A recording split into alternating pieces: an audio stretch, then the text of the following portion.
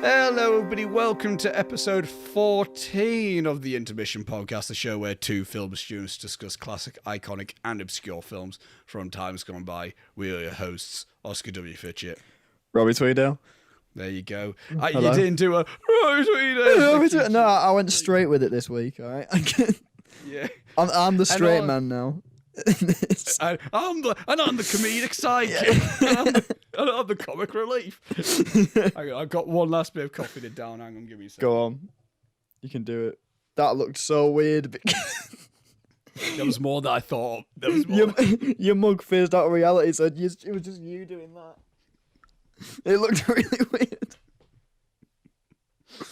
Excellent stuff. It's a great if you don't know what Robbie's on about, and you're only listening to the podcast, go on the YouTube channel to see what just happened there. There you go. It. And also breaking the fourth wall once again. Yes. This is I think late January at this point. This might be early February by this point. I think probably. Yeah. By the time in terms of uploading it. But as of right now, Robbie, this is the first one we're actually recording. That's after Christmas. Indeedy. A merry one at that. Although a merry Christmas. Unless if you're in tier 4 and you know it was cancelled, but yeah, unlucky race. I haven't messaged him actually to see how he is. I probably should do at some point. Neither have I. No, you know what? I'm not calling Reese out in a malicious way. I'm just saying this. The only time I ever hear from him. It's the most business type of thing he always does. It's like we break up for holiday. Everyone goes home. Everyone fucks off away from Hartlepool, and no one speaks to me except you. And then the only messages I get is like work related. I get like a message from Reese, be like, "Hello, Oscar. Hope you're doing fine. Hope you're enjoying your holiday. Do you know blah, blah, blah, blah, blah?" And then he just goes on to say something about, like, do I know something about a brief? And I'm going like, hi, Reese, I don't know. You having a good Christmas? At least he says, hi, how you doing? Sam just goes like, does anyone have this on the group chat? And I go like, yeah, it's me. Christmas Eve, I might want to add there. Really? Get a message from Sam Burt on the group chat of... the film. He's probably listening to this as well, so he's gonna. It's gonna sound like I'm being malicious. I'm not. It's an overall group message, so it's not outright going to me specifically. He just went, "Does anyone have the video of the edit that I did, and also Oscar's edit?" And I go like, "Yeah, give me a minute, Sam." And then I send it to him. He goes, "Cheers, Merry Christmas," and then that's it. What was he doing on Christmas Eve? The lunatic. Jesus working. Christ. I'm sat there. I was watching The Holiday, just sat there, and I get a message, and I'm like, oh, okay, I'll look that up. I'll be a team player. I'll have been watching It's a Wonderful Life with my family. How did that go? Great. They all wanted me to say thank you for recommending it. Even though you didn't recommend it to them. You made me watch it. And so I didn't. And then I recommended it.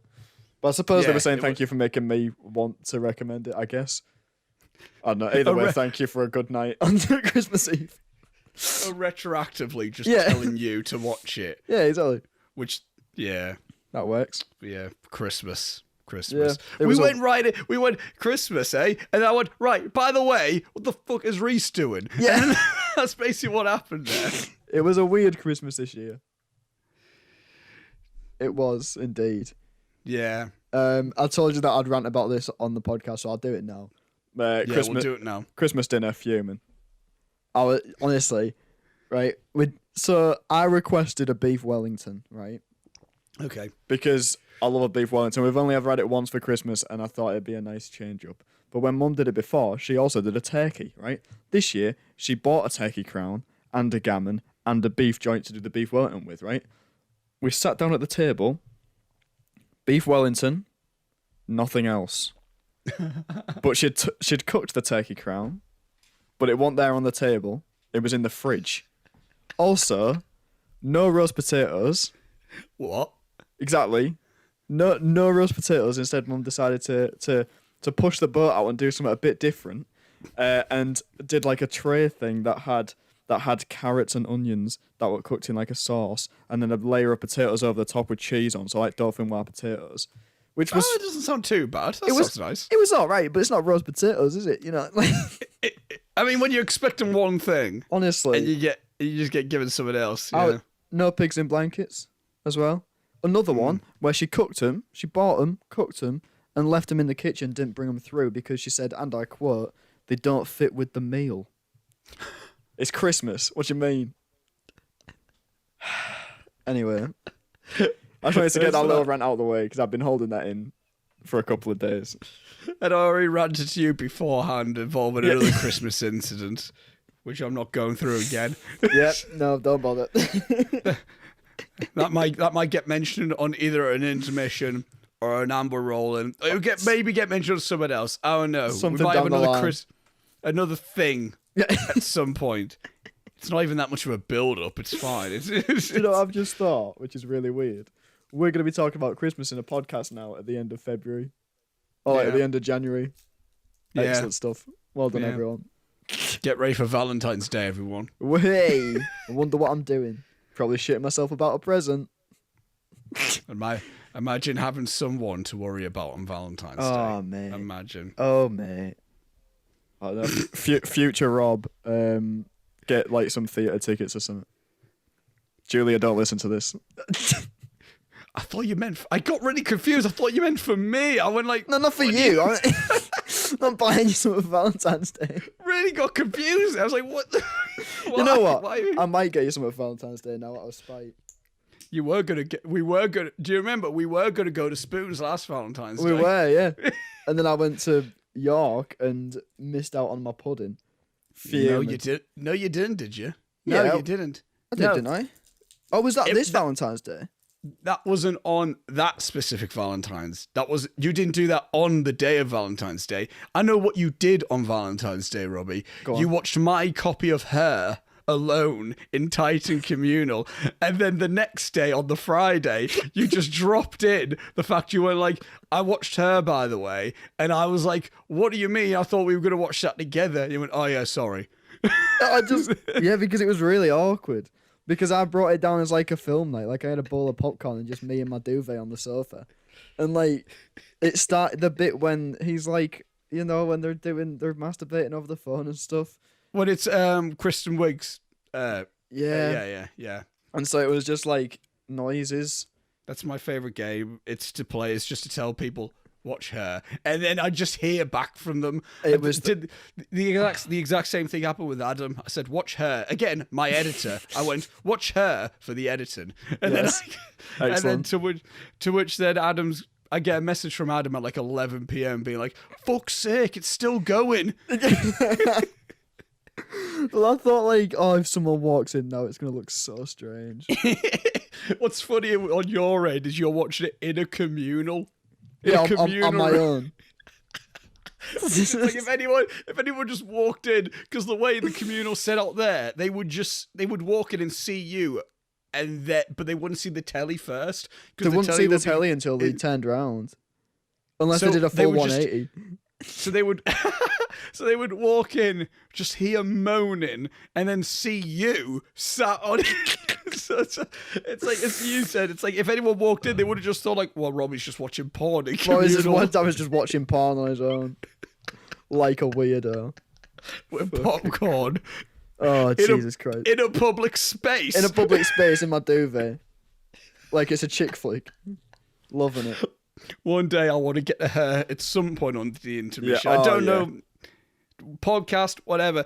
But we're not talking about Her. We're talking about another one of my top 3 favourite films of all time. Nice. And that, Robbie, is the 1954 samurai epic, Seven Samurai.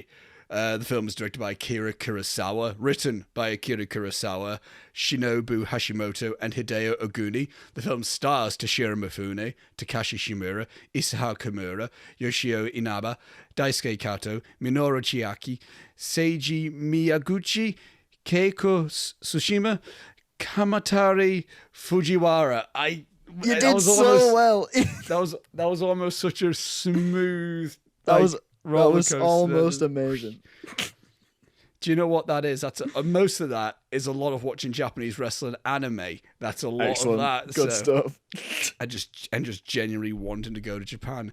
The plot synopsis of Seven Samurai, according to IMDb, is a poor village under attack by bandits recruits 7 unemployed samurai to help them defend themselves. Pretty spot on. Yeah. Accolades the film holds is that it has a 100% on the tomato meter and an audience score of 97% on Rotten Tomatoes. It has a score of 8.6 out of 10 on IMDb, placing it at number 19 on their top 250. I haven't updated the Letterboxd ranking. Hang on, let me find it now. Go! It has a 4.5 out of 5 stars on Letterboxd, placing it at number 6 on their top 250 films of all time. Excellent. Doesn't place anything on the AFI's list. However, for the British Film Institute Sight and Sound Top 100 Greatest Films of All Time, it is placed at number 17, tied with Persona by Ingmar Bergman. The film was nominated for 2 awards at the Venice Film Festival, including the Golden Lion, and it won the Silver Lion. I don't know. I guess that's the second place. I don't quite know the Silver Lion compared to the Golden Lion. I know the Golden Lion's the top one either way. Okay. The film was also nominated for 3 BAFTAs, including Best Foreign Actor for Takashi Shimura and Best Foreign Actor for Toshiro Mifune, and also Best Film. And it was nominated for 2 Academy Awards for Best Black and White Costume Design for Kohei Ezaki and Best Black and White Art Direction for Takashi Matsuyama. So, as I said early on, this is in my top 3 favorite films of all time. I've said it before. It's 12 Angry Men. It's Her. Seven Samurai. It's a film that this is the 3rd time I've seen it now. Surprisingly enough, I thought I would have seen this much more, like so many more times. But this morning leading into the afternoon was the 3rd time I watched it. Watched it for the first time, I want to say 6 years ago now. Loved it. It was one of those ones where I watched it, I just loved it. And I knew it was great. And I didn't watch it for a while because the runtime is long. So I'm like, oh, well, I can't just stick this on casually. And then I watched it again at one point late at night with my then girlfriend because I persuaded her to be like, come on, let's watch it, please. And then she was like, fine, okay, you keep going on about it. I went, yeah, okay, come on, let's watch it. And we watched it very late. It was ridiculous. It finished at like 2 a.m. by the time because it was getting late, and she was like, I don't know what film to watch. I went, I'm in the mood for Seven Samurai, and she was like, fine, okay. And I went, yes. And then today, which is in the morning, again leading after. Again, I love the film. We'll go more in depth with it. Robbie, your relationship and thoughts on Seven Samurai. But before you do, I need to find a specific place to say this. Go on. Spoiler discussion. Anyone who is unfamiliar, we discuss these films in spoilery detail. So if you haven't seen Seven Samurai, watch it, then come back and listen to this. Or if you don't care, no. Unlike any other times, I'm going to say, even if you don't care about the film, you fucking will care. So go and watch the film first, and then come back and watch this. I'm not even saying anything else. Watch Seven Samurai. I thought we were sponsored then. But it's like but before that, today's podcast is sponsored by Raid Shadow Legends. So I was getting really excited. Sponsored by? I got buzzing then. I'd never seen this film before about a week ago when I watched the first 20 minutes and then had a breakdown and then watched the rest of it this morning. Because this was meant to be recorded much earlier due to my inconvenience. But fine. I'd heard of it because it comes up all the time in terms of like if you're into film, if you watch any videos about the best films of all time or anything like that, Seven Samurai comes up. If you speak to Oscar for more than 20 minutes, Seven Samurai comes up.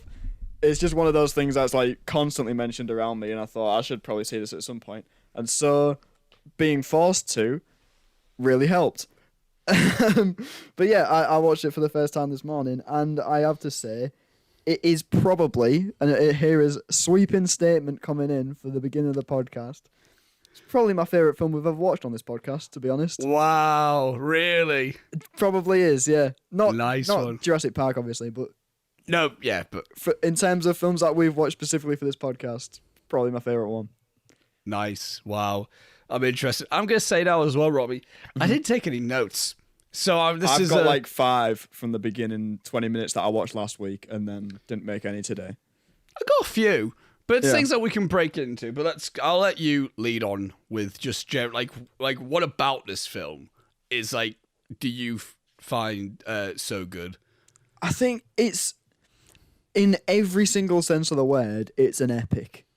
Oh yeah. It's huge. Like, this is a huge movie. As much as that that plot synopsis you read out before, really, it sums it up completely. Like, that is the plot of the movie. It's in terms of story, it's a small plot, but in terms of the cinematic aspects of it and just everything about the movie, it is ginormous.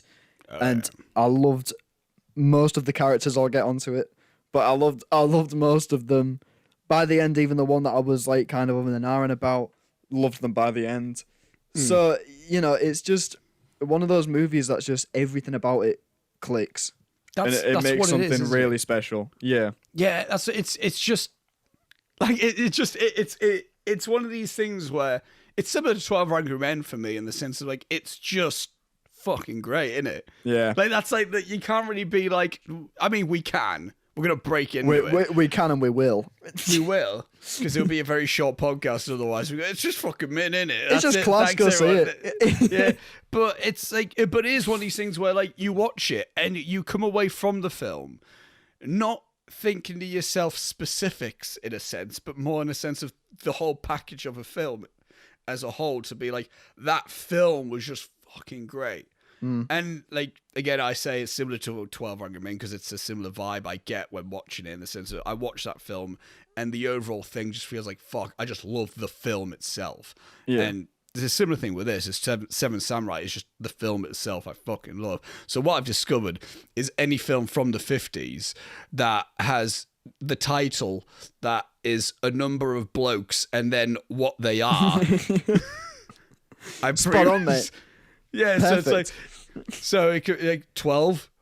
There's 12 of them. What are they? The angry men. There's 7 of them. What are they? The samurai. And so it's like, I don't know. So if there's another thing from the 50s, a black and white film from the 50s, that's, I don't know, a number and then their occupation. And then I'm going to be like, I'm going to have to watch this then. Yeah, send it our way. Make us go watch it. See if I love it. Yeah. Then I've accidentally discovered someone goes, what's your favourite genre? Goes, the 50s films where the title is a number of the people and what they are. Go, what the fuck? That's very... What are you talking about? It's like 12 Angry Men, 7 Samurai. It's like, oh, right, okay. And the 18 Farmers, which we discovered last week. I swear, if there's a film, The 18 Farmers from 1953, I'm like, shit, I've got to fucking get onto that now. What's it about? I don't know. It's 18 farmers. It doesn't matter. What are they up to? Go back in our top 10 films of 2020. Robbie, I watched The 18 Farmers. Holy shit. Oh, we're going on a tangent too much. But I think because it's interesting, and I'm gonna get right into this now, and I'm gonna say that you said it is an epic as sense of the word. Yeah. I'm not sure if I would say when you think of epic, you think of this, in a sense. I mean, it's my favorite epic, and it's an epic in the sense it's 3.5 hours long. There's battle scenes. Yeah. But when you think epic, I don't know, I think war. I think like... Yeah. I usually go straight to Lord of the Rings. Like straight, that's my usual kind of pitfall for it. That's an epic, where it's just these massive battles of just loads of just people just... clashing. And I think it's did I write this down? Yes, I did. I went, the stake feels huge. Yeah. Of the even though it's such a just like one village is getting raided by 13 bandits? Yeah. I think there's about 40 at the beginning, isn't there? There's 40, yeah. So not like 40 bandits, roughly, like about that. Yeah. And that's the threat. And it's not like they're like, we're trying to overthrow the king. It's like, gives you rice.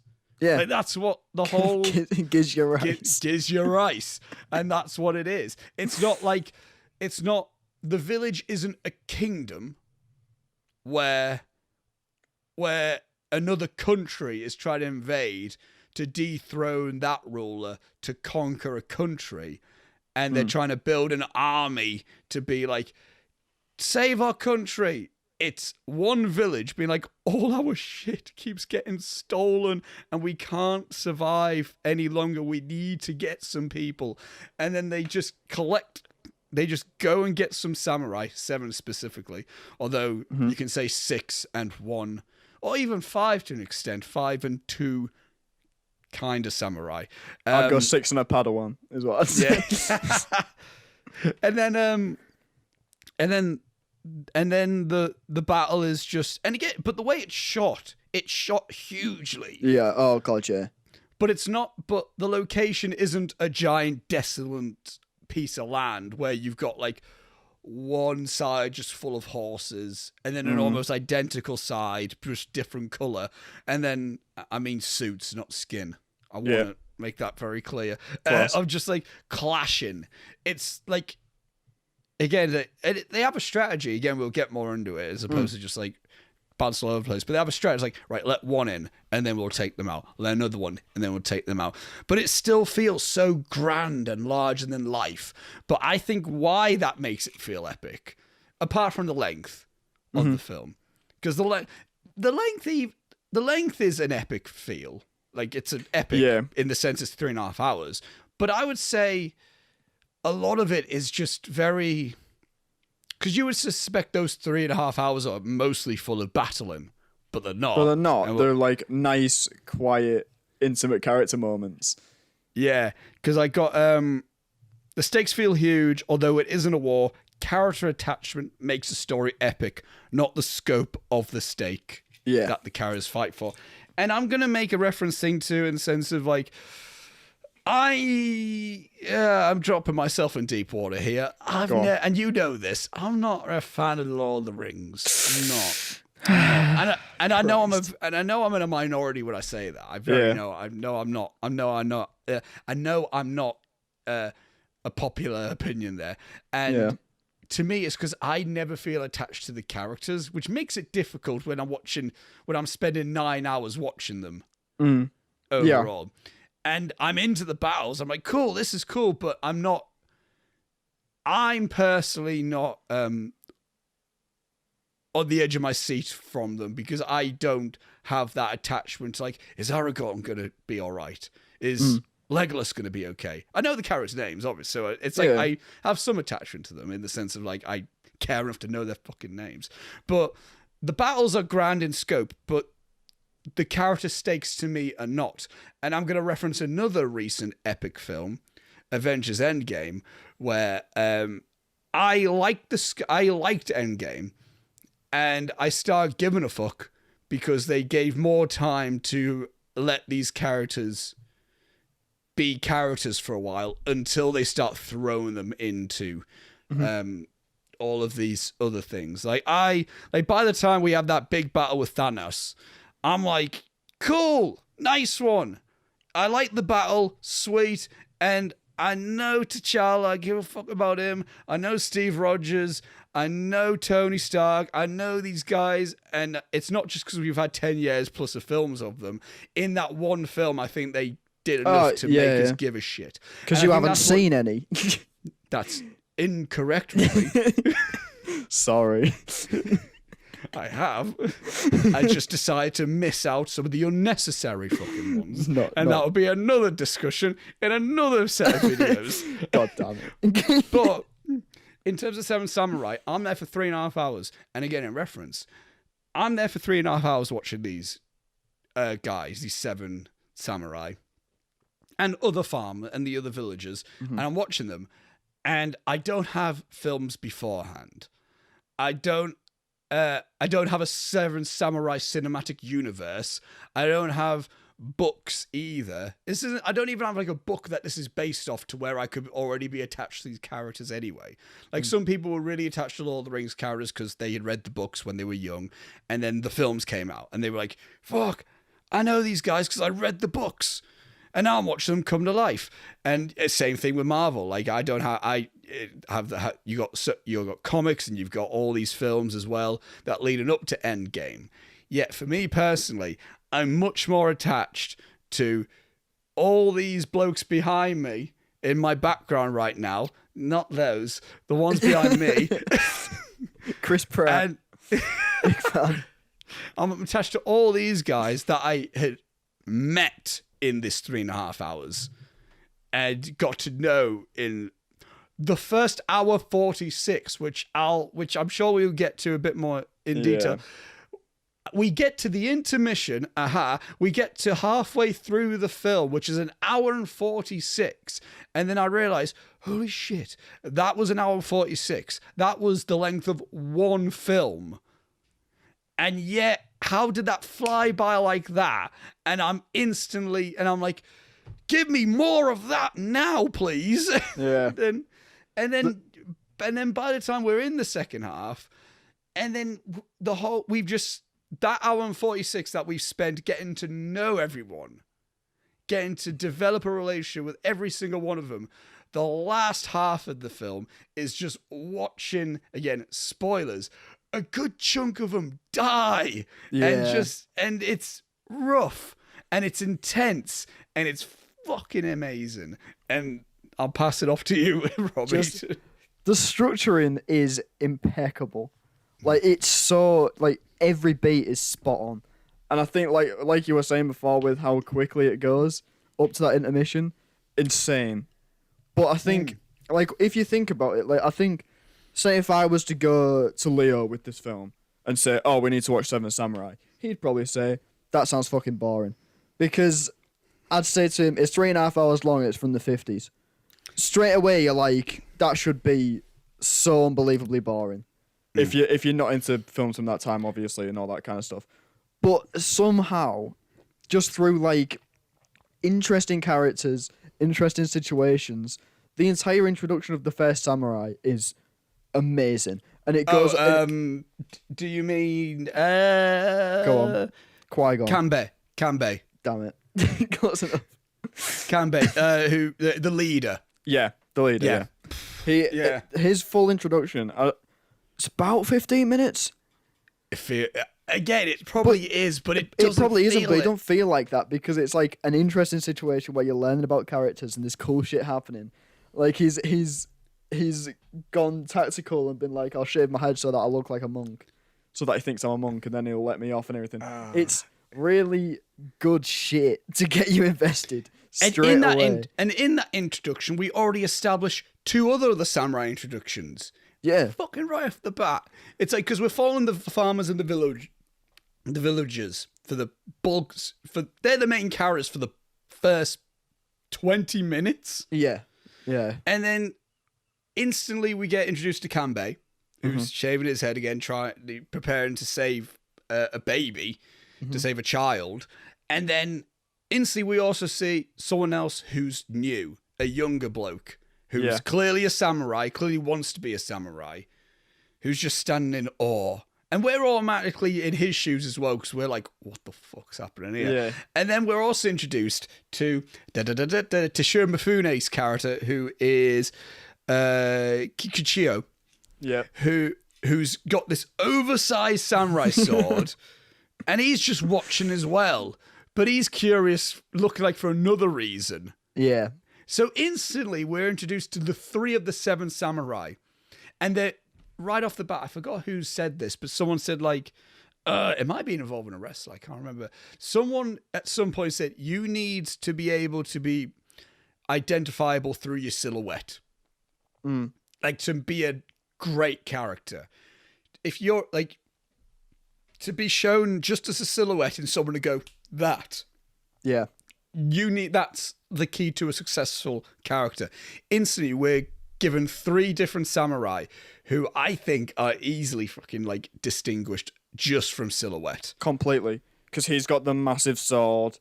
The younger guy, I'm going to really struggle with the names of the characters. We'll refer to him as that anyway. The younger guy is called Katsushiro. Yes. But yeah. He's got the regular sword. He's a bit smaller. He's got the ponytail. Yeah. The leader has the shaved head and the kind of triangular sort of outfit thing that he's got on his shoulders. Like, you can easily, like, if it was just the shapes, you'd know which are which. If you had the 7 of them lined up, you'd know exactly who's who. Like, there's, like, behind me now, again, people who listening, I've got the background of the characters, the Seven Samurai behind me, and I have seen a poster of this exact image, but silhouetted, and it's like, that's that. Even though I can't tell you the names, because they're very, like, the names of the Seven Samurai, it's Kikuchiyo, Kanbei, Kasashiro, Gorobe, Shichirochi, Heihachi, and Kyuzo. Most of them aren't really like, I mean, you know, you get some like Japanese names, which the Westerners know, you know, Goku, Yugi, you know, like, you know, fuck's sake. Yes. Simple, like one to two syllable names, where these ones are very traditional Japanese names. Yeah. You know, it wasn't made just like, oh, should we get the Westerns interested? It was, you know, it was a Japanese film made by Japanese people. They're like, well, these are Japanese names, so learn them. Like, that's but even though I can't tell you the names, I can instantly say to you the characteristics. Oh, completely. I can tell you that I know, because I know Takashi Shimura and I know Toshiro Mifune, Takashi Shimura, who is the leader, and Toshiro Mifune, who is the quote-unquote main samurai, the samurai that's the poster child of it all, who is, I'm going to say it now, one of my favorite actors ever. He's he's in most of Kurosawa's films. Right. And plays a samurai, at least the ones I've seen, he plays in Kurosawa's samurai films, and yet he's a completely different character in all of them. The one after this, he played, it was Throne of Blood, which was an adaptation of Macbeth. So he's playing Macbeth in one film. Cool. Then in Yojimbo, he plays a guy called Sanjiro, and Yojimbo is the original Fistful of Dollars. Like, Fistful of Dollars is a remake of Yojimbo, and Sanjiro, the character, is basically Clint Eastwood, the man with no name. So think of that, but samurai. Yeah. And he pulls them off all well. And in The Hidden Fortress, he's in that, which is basically the direct inspiration for Star Wars. And the closest thing I can say to him, he's basically Han Solo. Right, okay. So he's a samurai in multiple films, and he's different in all of them, and he's convincing in all of them. So that's very cool. But yeah, exactly. You can just pick them all out and be like, that one, no, that one, no, that one, no, that one. And you're on about this being a difficult sell to people, because I've thought the exact same thing as you. Yeah. And it's like, it's a film from it's 1950s. It's black and white. Again, that right off the bat, people, for some reason, general audience is like old and black and white. Yeah. He goes, no, wait, it's 3.5 hours long. Yeah, exactly. They're gone. They're like, and then you go, Homer going into the bush. Yeah. It's just one of those. And it's all subtitled. It's all the things that people don't like general Western audiences are like, maybe I'll give it a miss. But it's a film that I think everyone would fucking love. Oh, yeah. Like, because I think you're saying there, it moves at such a good pace. The characters are so, you can attach yourself to it. You can understand each character right at the back. Yeah. And the stories, it's a simple story. It's a simple enough, like, because I think a lot of people, myself included, get a bit cautious about lengthy, older films that more film viewers are familiar with. Like, I'm still trying to build myself up to watch Stalker, which is a Andrei Tarkovsky film, 2 hours, 40 minutes. And he's quite avant-garde with his type of approach. Right, so I'm like, I need to be in the mood to watch this type of thing. And I need to make sure I have my brain turned on. And I'm like, right, let me fucking try to analyze everything so I can keep up. It's a story of, like, right off the bat, we see a load of bandits. It's a very clever thing, actually, because, again, if you're a common audience, or even someone who's unfamiliar with samurai Japanese culture, you could just watch that opening of that film, and then you think, so are these the 7 samurai? And there are a load of bandits wearing samurai armor that have been stolen from defeating samurai. And so it's like, instantly we get a samurai image, and then it's revealed, oh, these are bandits, and like, should we go for them? Nah. Instantly to the village, and it's like, we just keep getting, we're not going to survive if this keeps happening. We need to get samurai. They go to a village, get them, and then there's also a little mini story about like, now let's try to assemble. Samurai, assemble. There's that woman who's crying way too loud at the beginning. Yeah. She's just crying so loud. Yeah. For a lot of it. Yeah, should we discuss each samurai character first? Yes. And then, because I think that's like, we should say that and then go on to other things. Mm-hmm. Right. And again, we can say, I want to say how each of these are introduced, and because I think they're also, because I've got a note here when it's like, there's just great character introductions. Every single one of the samurai, fucking brilliant. Incredible. Obviously, you've got Kikuchiyo, who's played by Toshiro Mifune, who is revealed to be not a samurai. Yes. Drunk man. Excellent. And it's like, we see him just about first. And then it's like, after Kanbai does his thing, and then you have Katsushiro being like, I maybe be a disciple, please. And you also got the other villagers just following him, being like, should we ask him? I don't know. And then you get one dude who's like, please train me, please. And then you got Kikuchiyo, who's just like, with his giant sword, just kind of like runs up to him, looks at him. Yeah. And he's like, are you going to train me? And he's like, what? Leave me alone. Go away. And he doesn't even say anything. He doesn't say anything. He just looks at him, doesn't he? And and Kanbai's like, yes, what do you want? What do you want from me? He's just looking at him. And then that's it for a little while. And then, if he wasn't the poster of the fucking film, and if it wasn't Toshiro Mifune, you would almost forget about him at that point. Oh, completely. And then he's reintroduced as this bumbling drunk man. Which is also fucking brilliant. And we can talk about that a little bit, because that's when all the other samurai are like brought in. And of course, we got Kanbai, who we've briefly talked about there. The slow-mo in this, I just want to say, there's very little use of it. But when it's cool when it happens. I liked it from that first death, to be honest. Yeah. Like there's part of you where you run the risk of it looking very 70s Doctor Who, when anyone gets shot and they're like, ah! And then it's just that for like a good 5 minutes as they fall over. But I don't know what it is about the way they do it. I think it's because the reaction itself isn't what's drawn out. It's the movement and the shot itself that's drawn out, as opposed to it being them going for like ages. Yeah. Sorry, that wasn't very audio, was it? I did a face. Watch it on YouTube. There you go. Yeah. But it's the bit where it's like, because he goes in. First of all, you see Kanbai you just see a dude kneels down, cuts his ponytail off. Instantly, you're like, fuck, what's happening now? Because again, it's and again, I don't know how familiar you are with the samurai culture of things like that. This is my first introduction to it. Right. I know you've seen Last Airbender. There's little inklings of that, because it's a similar thing when, spoilers for the show Last Airbender, by the way, it's a moment where Zuko and Iroh cut their ponytails off. Yeah. And they're like, right, we're no longer Fire Nation, we're fucking out, we're bailing. That's almost a sense. Tea. Yeah, that's almost a sense to be like, right, it's the closest way I think you might understand it's the equivalent of if a lucha wrestler got his mask taken off him. Yeah. Is the easiest example that I could say what the equivalent is of a samurai getting his ponytail cut off. Yeah. In that sense. So instantly you're like, fuck, what's happening now?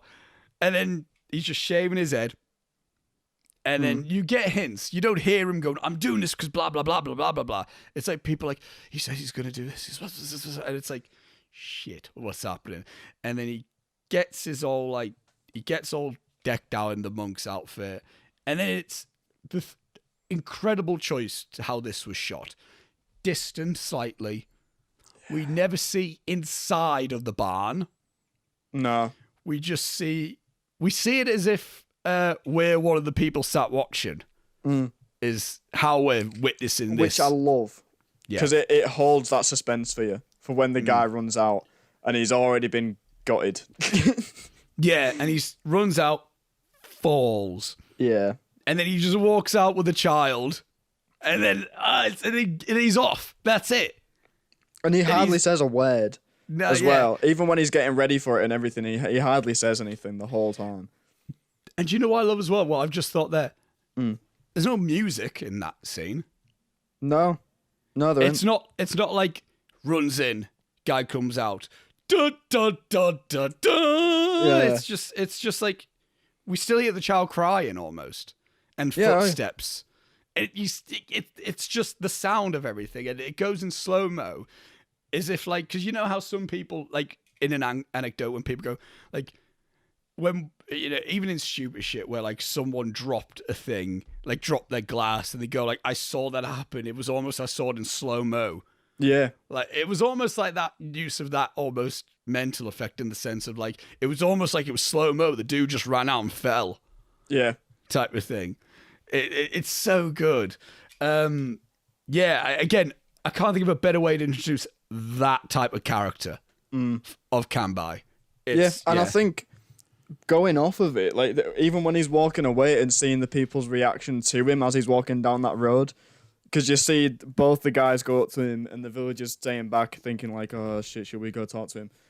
Like, I think that in itself could have been a great introduction to him. Like that, you see something that he's done, but I think the actual thing that showed me what his character was like was that part, because the first guy comes up to him and he's like, he's being a bit of a dick and stuff, and he kind of ignores him or whatever. And then Mr. Padawan comes in, and he comes over and he like gets on his knees and he's like, I beg of you, let me be your disciple, sort of thing. And it's the honor and the actual like want and the niceness of him that he's like, yeah, I will take you on. But it kind of tells you the guy to fuck off or whatever, and he gets angry and starts kicking a hill or whatever. As he goes off and gets fuming about something, as he often is throughout this film. That's a bit that I love, because I love how he's it's explored a little bit later. There's a specific point I want to mention as well, but I'll say a bit now about how when Kanbai does talk to Katsuhiro, the younger one, saying about like I forgot the exact thing, but at one point he says fighting won't do you any good. Yeah. Type of thing. And he's almost I think there's also a moment where when he says to him, when I was it is that moment where he goes, fine won't amount to anything. I think he said something along the lines like, when I was your age, I wanted to conquer castles and I fought in wars, and it's just not really amounted to anything. It's amounted to a lot of loss for me. Yeah. In all honesty. So it's almost like he's not saying like, you're not worthy. It's like, do something better. Don't lie. And the other guy that he meets, he says like, are you sick of fighting yet? Something like that. I'm pretty sure he asked that question at one point. His friend, yeah. Yeah. But there's because I think, 15, it's in the 1500s this film takes place. And I can't remember my exact Japanese history, but I think this was past the prime era of samurai. Yeah. They're still about, but I think this was post-Civil War. It was, because they mentioned it, I think. So wars have happened. Samurai are still notable, but they're almost not as renowned as they once were in history. And that is an example of there's so many poor samurai just kicking about. Yeah. Like, I don't think we never once see, they're almost a load of ronins. And I'm going to explain this terminology because Kanbai says he's a ronin. Just leave. You don't want me to teach you I'm a ronin. The whole point of a ronin. Do you know what ronin is, Robbie, specifically? As far as I'm aware, it's sort of like a nomad. Kind of. A ronin is basically, in simple terms, it's a samurai without a master. Yeah. So you've been trained, but your samurai is dead now. Okay. Your master is dead now.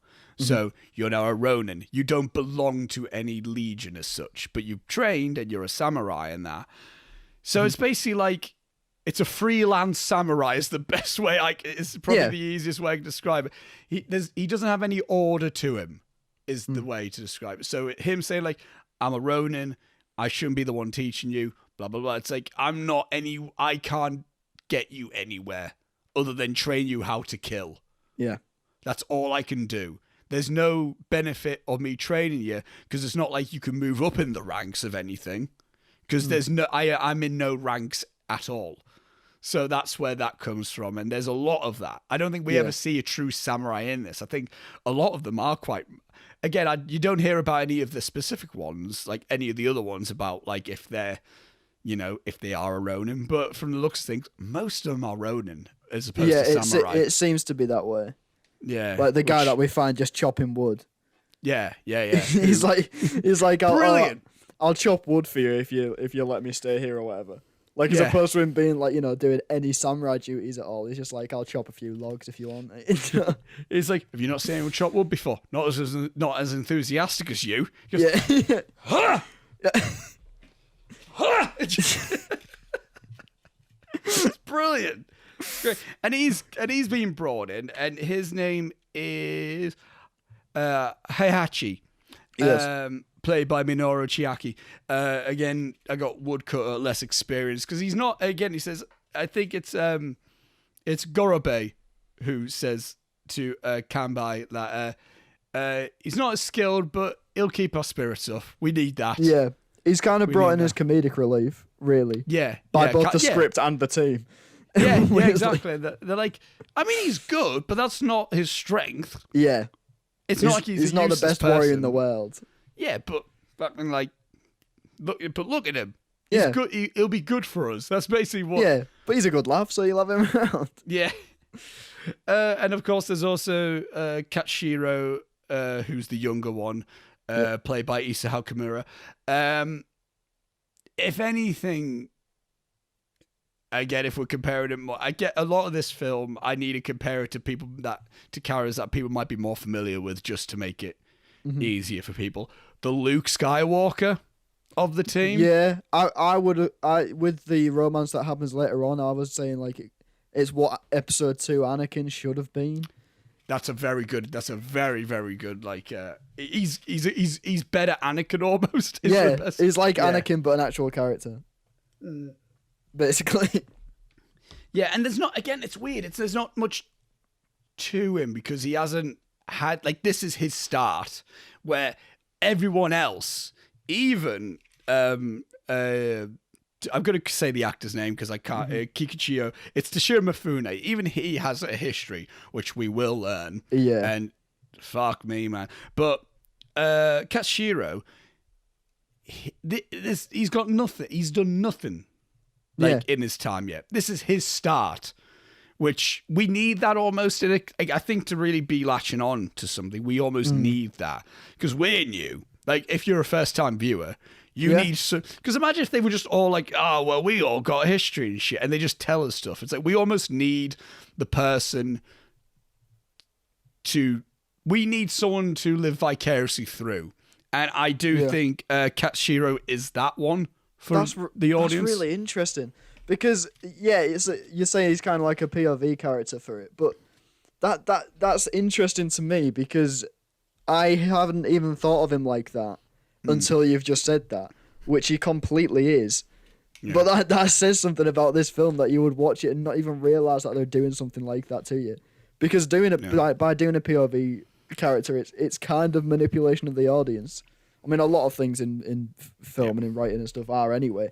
But that is manipulating the audience to be like, let's ease you into this and make it all seem a bit more normal, like Harry and Harry Potter or something like that. Yeah, he's not the main character though. In this, no. Which is really interesting. I think that I didn't even realize that they'd done a POV character. Yeah, because they have enough characters to not be that. Yeah. So because say if they did have a character like that in the film, why would all these other experienced samurai be telling each other things they already know? Yeah. They wouldn't. Yeah, exactly. It's like, well, you know, why the fuck would I tell you? Yeah. It's like, I'll repeat myself. But to someone who's unfamiliar with things. But the thing is, he's not like. It's weird. He's not just like a random villager who likes, I want to be a samurai, please train me. He clearly wants to do it. And he knows enough. Yeah, he knows how to hold. He knows how to hold a sword. He's clearly had some sort of combat experience, even if it's just I don't know. I don't know. That's what I mean. We don't know anything about him, but he's had something. It's almost like us in the sense of like, you're watching this film, you clearly must have some sort. Again, unintentionally like this. It's like if someone like us who's like watched it for the first time, it's like we clearly must have some experience in film, because how else would we fucking find this film? Yeah. So we don't need explaining about everything, but we probably need introductions to other cultural things that we might not be familiar with. Because I've heard a lot of people say this was their first foreign film, which, God, what a deep dive. Imagine that. Yeah, being the first Jesus foreign Christ. Film. Like, let me You just really delve jumped into at the Seven deep end, Samurai. didn't you? Jesus Christ. I think my one was like Troll Hunter. Like that Norwegian found footage horror film from like 10 years ago. Mine will have been House of Flying Daggers. That's a good one. That's a decent one. That's a decent one, except for the rape. But but yeah, but so yeah, clearly it's like he's had experience in something, but the film is him getting education. But what I like as well, because we're saying that, and that's true, there's not one moment where we get a training sequence with Kanbai and him. No. He's learning on the go. Which is, there's not a section of like, now we need to train you, Katsuhiro. It's just like, come on, if you're joining along, keep up. That's what it is. He's learning on the job. And he does as well. It's not like, fuck's sake, Katsuhiro, why are you being in? He's never the issue. He's never the problem. Which, again, if he was, then it would be, I think you're in danger of making an annoying character. Yeah. Because if all he is a blank slate that causes problems, us as the audience would be like, fucking come on, sake, man. Yeah, because you need a POV character that isn't the worst guy. Because if you're putting yourself into his shoes, you're like, well, I wouldn't do that. Yeah, it's human nature just to go, well, I'm better than that. I wouldn't do that. And then there's a disconnect there, and you hate him. Yeah, because even like there's I think one of them. I mean, his main plot story point is the romance he has with Shino. Shino? Yeah, Shino, yeah.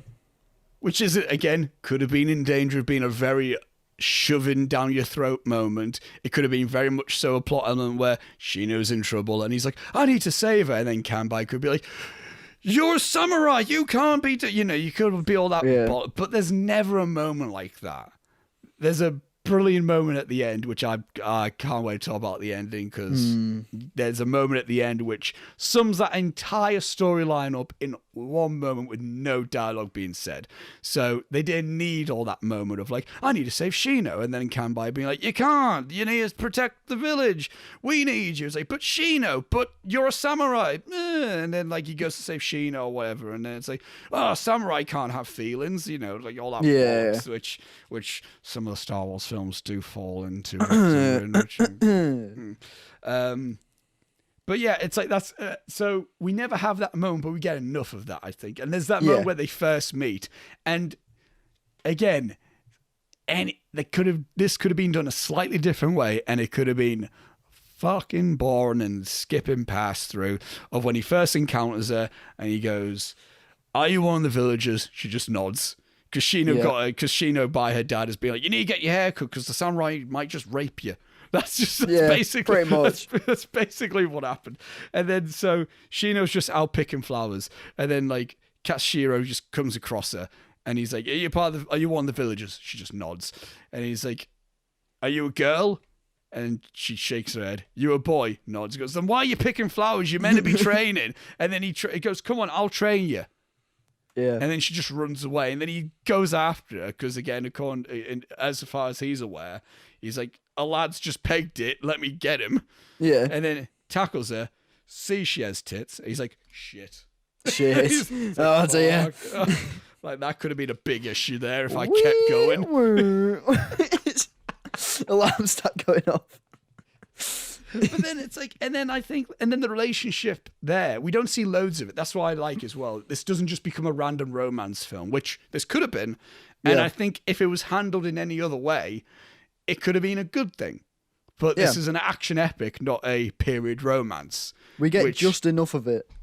That's what I mean. Like, they know how to balance the storylines.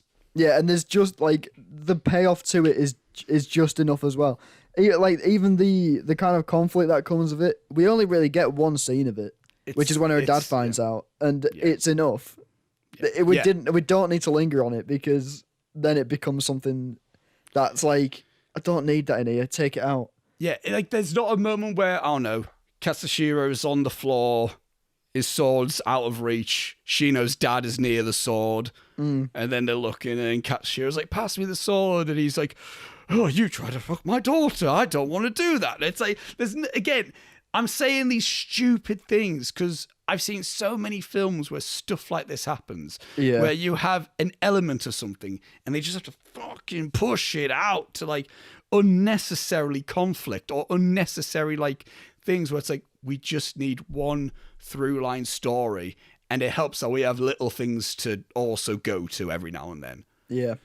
To freshen it up a bit, which, again, like, this is the first time I've noticed it. It might be one of my favorite screenplays ever. Yeah. Like, it's the first time I'm thinking, because, again, I think the action, I think the stunts, Jesus Christ, the stunts for this again, because there's plenty of times where dudes just fall off horses. It's like absolute lunatics. Yeah, and it's just like, okay. It was the bit with the bucking horse. Yeah. My God, I was terrified because I was like, that is fully just a real horse kicking at people. Yeah. Jesus, that's something that would only be done in the 50s. There's bits of trivia which I look at like, only the fucking 50s. Yeah. only the time when you'd go home to a steak and a milk and die of a heart attack. Only the time when, what was a risk assessment? Oh, mate. If only we lived in a time with no risk assessments. What is that? What is a risk assessment? It's like there's that one behind the scenes photo that my mum sent me of, like, there's a behind the scenes of Jaws where they're like out at the ocean and they're on one boat and then there's another boat. There's like one camera boat and there's like another boat, I assume, with just like other equipment things. And you just see like the cables going from one the boat to the other boat, but they're just like dipping in the water. Jesus Christ. And it's like, oh no. No, why would you do this? Steven, mate, come on. Like, come on, Steve. Yeah. And then obviously there's Gorobe, who is the second in command in this, which is the dude that when they're doing the test of a real samurai, a great warrior would not get hit on the head. Yeah. And then he doesn't like, because the first guy that they get, he comes in and then he counters the thing, and then he bolts like, you offended me, and then he goes, and then because he's all high and mighty, because he's like, and that's another thing we see, like, when eventually all the samurai do come together, it feels like a nice achievement, because we have established, it's like, how are we going to pay samurai? It's like, we're just going to have to feed them. It's like, what samurai is going to get fucking fed? And they're like, poor samurai these days. That you'll be surprised. Yeah. And even like the poor samurai are like, only rice? Piss off, mate. And it's like, mate, what more have you got to live for? Like, the glory days of samurai are done. You're not getting paid loads now. You're hanging about in a village or like whatever, just knocking about. Just get some rice. Like, that's what you need. But they're still like, they think of themselves higher than anything else. And that's shown with the first dude. It's like, really skilled. Kanbai's like, we really need someone like you. You won't get paid, but we'll get 3 meals a day. And he's like, fuck off, mate. And then he just bolts. But then Gorobe, a guy they just get in, and he doesn't even walk in, and he goes like, funny. And then and then Kanbai's like, exactly that. We need exactly that. He was probably my favourite one. Oh, he's excellent, isn't he? Just because he's just like the nicest bloke. Yeah. He's just the best guy. Like, he's always smiling about stuff, and they're like, oh, have you found anyone? And he's like, I found one guy. He's a fun guy. We should get him on board. And like, he's just... Yeah. That's what I mean. And it's like, and he's skilled because he's a skilled archer. There's that one Yeah. moment where he just like fucking just snipes a dude. That is great. Yeah. Wasn't And- expecting to see him any of them use any weapons that weren't swords when they were getting introduced and they only had swords. Like in something like this film, where there's like one of them does card tricks and fucking whatever. Like, you know, I thought each of them would have their own little character traits. They do, but it's personality, not materialistic. which Audio I listeners, prefer. audio listeners, when Robbie read this film, he meant Magnificent Seven remake. Yeah, I'm looking at Magnificent Seven, yeah, because it's like, oh, Chris Pratt can do cards, and one of them's got poisonous darts or some shit. I haven't seen it in a while. Is Chris Pratt basically the Mifune character? Probably. Yeah, I guess. I don't really know. I genuinely don't think I watched it to the end. It's not That's good. fine. But it's like, but yeah, like, you know, these guys have more of actual personality traits that define them as people, as opposed to it being materialistic things like this one plays cards and does magic, this one does whatever. And so I wasn't expecting one of them to pick up a different weapon, and when it happened, it was a very pleasant surprise to see him with a nice little bow and arrow. And I love like that he meets Kanbai for the first day he meets Kanbai, and they're just like, yeah, sure. And he's like, by the way, I'm not doing it for the villagers, I'm doing it because of you. Yeah. And it's like, because he's like instantly respects this dude. And he's like, sometimes, I forgot the exact thing he said, I'm paraphrasing, but he says like, some of the stronger friendships come from harsher times or something like that. Yeah. And it's like, I'm on board with these two forever now. Yeah, and top guys. They've just met. And I'm just watching them meet. And I'm like, these forever. And it's like, we're praising the characters, the characters and the writing and the directing. Acting.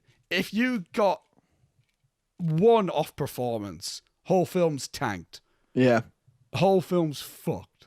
Like, if you got one of the samurai who are a bit off, I think, then it's like, I mean, he can probably go. Which then equates to like, what's the point then? Yeah. But like, every one of them, again, they're all different. They're all distinguished. Marvelously cast. Yeah. So well cast, because they're, like you said, so distinctive, but each one of them have got chemistry with all of the other ones. The chemistry is off the charts in this film. It's brilliant. They all seem to be mates. It's the moment where just before Toshiro Mifune walks in drunk, and they're all just sat in the bar, and it's like, I love this. Yeah. It's great. I just want to see a film where they're just sat bullshitting. Exactly, because they all like laughing and joking, and there's those two guys in the barn with them who are just the worst. Like, Yeah, that's. just unnecessarily dickheads. It's like, I would love, like, you know, like those side episodes of like the Batman animated series where there's just that one episode where villains are playing poker. Yeah. I want like a side film of Seven Samurai where it's just them, like, that night just extended. I just want that film. It could literally be like a 10-minute short. Yeah. And I'd gobble that shit up. That sounds excellent.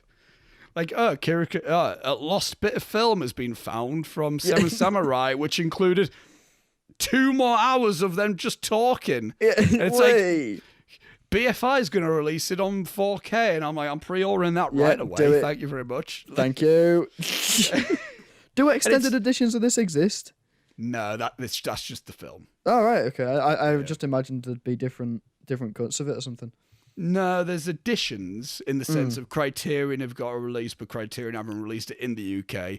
So the only way we can watch it on Region 2 to play on any of our things is a BFI thing, which... Yeah.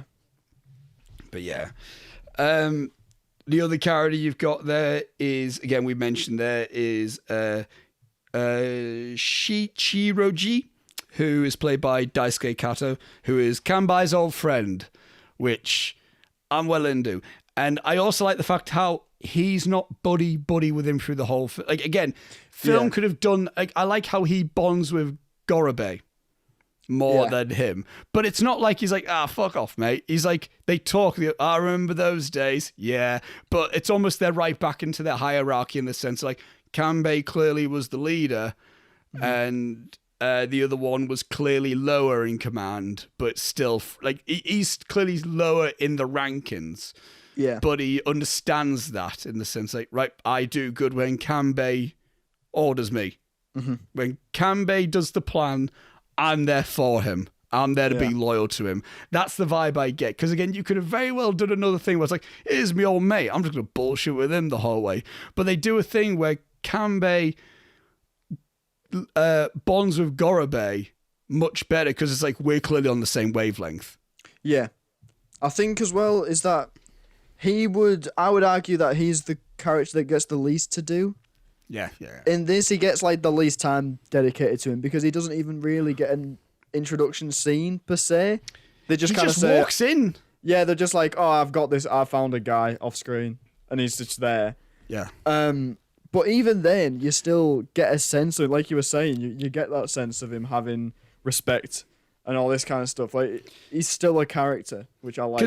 Because I don't think we needed an introduction scene to him in the sense of like Kanbei's at a bar or a grocery or like a market or whatever, and then like they just see him and go, no, and then he turn like it's like, hey, I haven't seen you in how many years, and then it's just he just walks in and they go, and they just say, is my old comrade.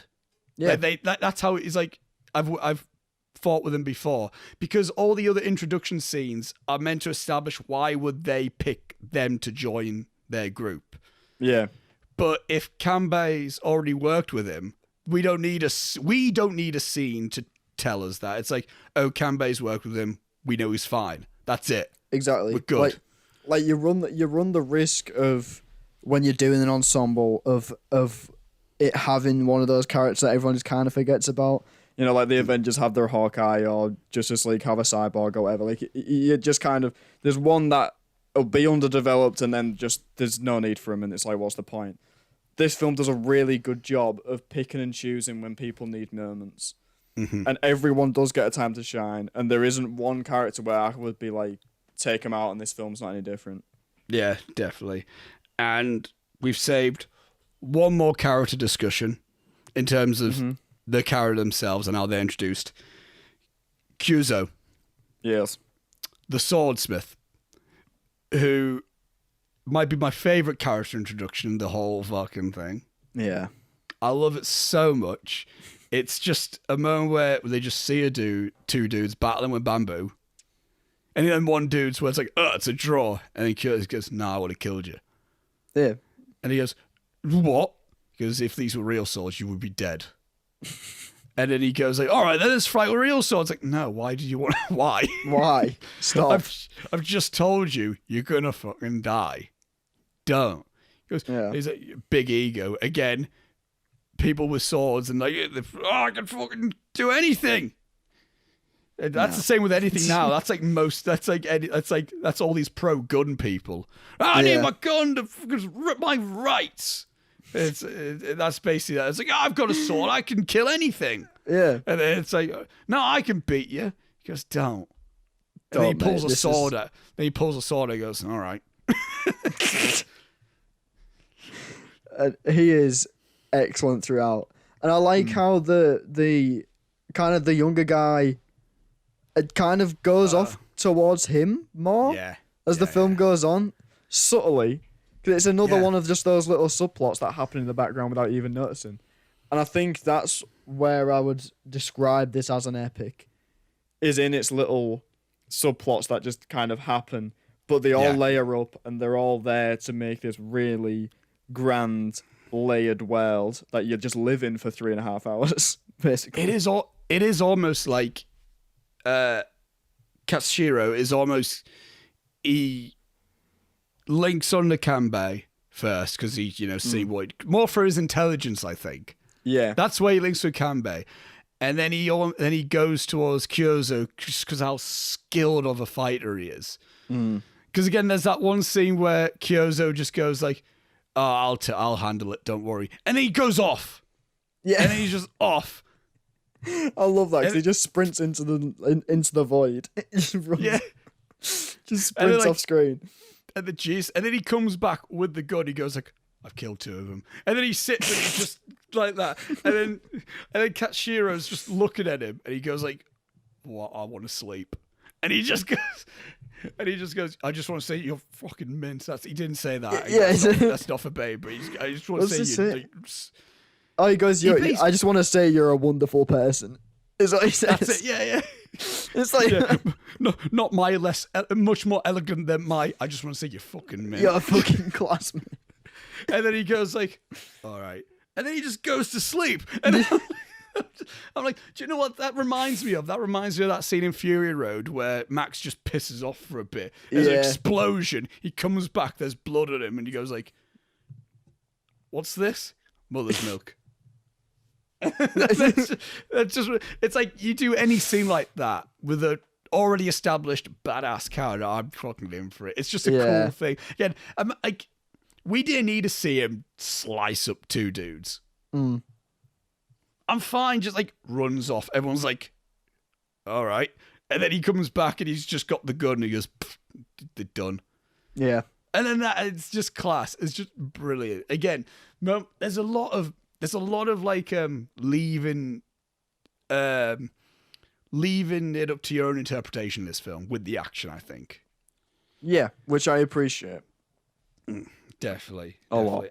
Now let's talk a little bit more about back to Kikuchiyo, played by Toshiro Mifune. Mm-hmm. My favorite character of the film, I think, but more so from a character arc standpoint. Like, in the sense of, he's not the main character, but he almost is as well. Like, he has the arc in the film. It's almost like, it's like, a lot of them, their arcs are coming to an end. Mm-hmm. Like, when we've already met them. Like, it is almost like we've had this cinematic universe of, like, we saw a Kyozo film and his standalone film ended with him having this standoff with this dude that he ended up killing the bamboo thing. That's where his standalone film ended. And then there's also, like, a Gorobe standalone film where his standalone film ended with him cutting wood. Yeah. And, like, there's it's, like, all these other, like, standalone films. And then I think, and obviously... I think with Katsushiro, the younger one, that's almost the start of it. And then after this, then we'll get a standalone film of him. That's almost if I were to... Whereas Kikuchiyo, he doesn't have a standalone film. He didn't have one before this film or after this film. Yeah. Like, his story is only in Seven Samurai. Like, that's it. Which is why I think he is the emotional... link with this film. Yeah, I'd agree with that completely. And it's go on, because I've been rabbling on. So yeah, I'll give just you a say, chance. okay, I'm gonna come clean here, right? I didn't like him for a lot of it. I had a suspicion that he was the one. He was the one that I didn't like. Was it the fact that I called him a drunken knobhead on Instagram today? No, I think because for a lot of it, he's this like drunk kind of an idiot. Well, he's not an idiot, but he's just kind of like, he doesn't take anything seriously, and he's a bit of a dick to like everyone for no reason, really. Mm-hmm. But he really grew on me as you're going on, as you find out his past, which is the point, I think. Yeah, as the ending of the film happens, which I'm sure we'll get onto. But it got me to a point where it's like, oh, the film's over and I've only just fallen in love with this character. And it made me want to watch the film again because I feel like watching it a second time, I'll appreciate him as a character so much more. Yeah, I think that's... I mean, this is a similar link to Some Like It Hot, which was the previous week's episode. That in today's film fandom that we're a part of, we're almost trained now to think that if someone's going to do well, they'll probably get a sequel. Okay, fine. And even now to a point where companies are like, here's the next 10 years of films for you. So now this is what turned... I've said this to you. I've said it. This is a little part of what turns me off from a lot of the cinematic universe, is where I'm watching a film And spoilers for spoilers for Infinity War and everything else. Yeah. There's Peter Parker evaporating in front of my eyes, and everyone's like, I cried, and I'm like, he's coming back for Far From Home. I know that's happening. I don't give a shit. He's coming back. The Endgame, which I already knew is coming out in a year's time, something's going to happen. He's going to come back, and then he's also going to have a film next year as well. I have no emotional reason to feel that Peter Parker's gone. Really? You're telling me Spider-Man's gone from the MCU? You mean this character that Marvel are trying to get hold of for the longest time? They just killed him off? Never. Fucking no. Of course he's coming back. And I think it's also like a thing where even if there was a sequel of this film, Seven Samurai, I think they could say there's a sequel of Seven Samurai, and we knew about it now because 54, and say in 1956 there was 8 Samurai. You know, a sequel to Seven Samurai. Ocean's 8 Samurai. Yeah, I would then be watching Seven Samurai and being like, and not really have any like, I'll be like, class film. I just want to see now I'm intrigued. I'm aware that I'm watching a first part of a story. Yeah. In a sense. Whereas I think there's something so fucking brilliant nowadays about just watching a film. That's it. That's the film.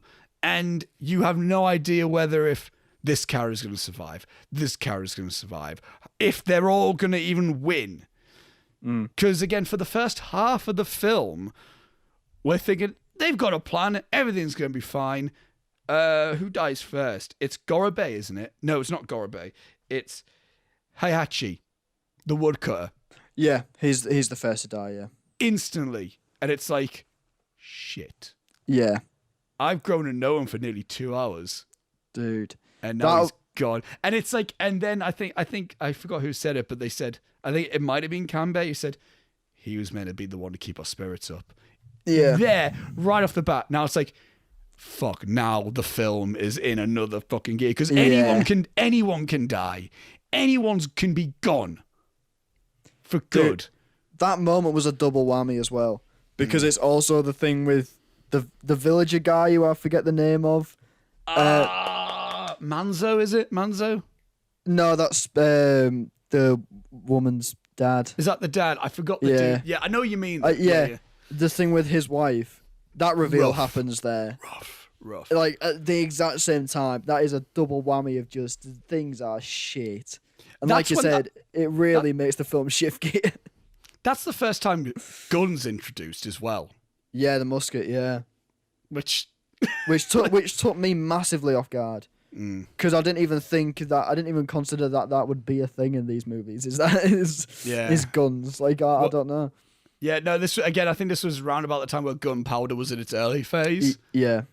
And again, this was the samurai, I want to say the late 19th century. That's how long samurai were about.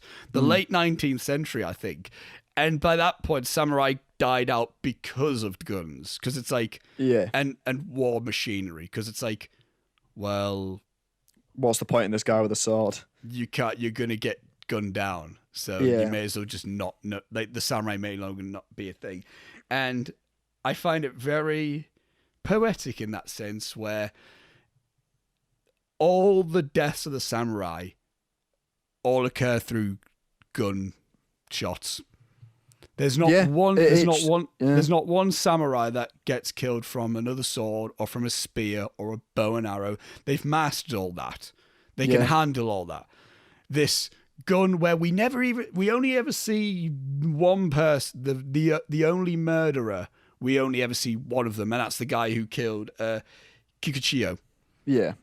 And that's when he's killing him anyway. But everyone else, we just hear a gunshot, someone falls, and that's it. It's so impersonal of a death.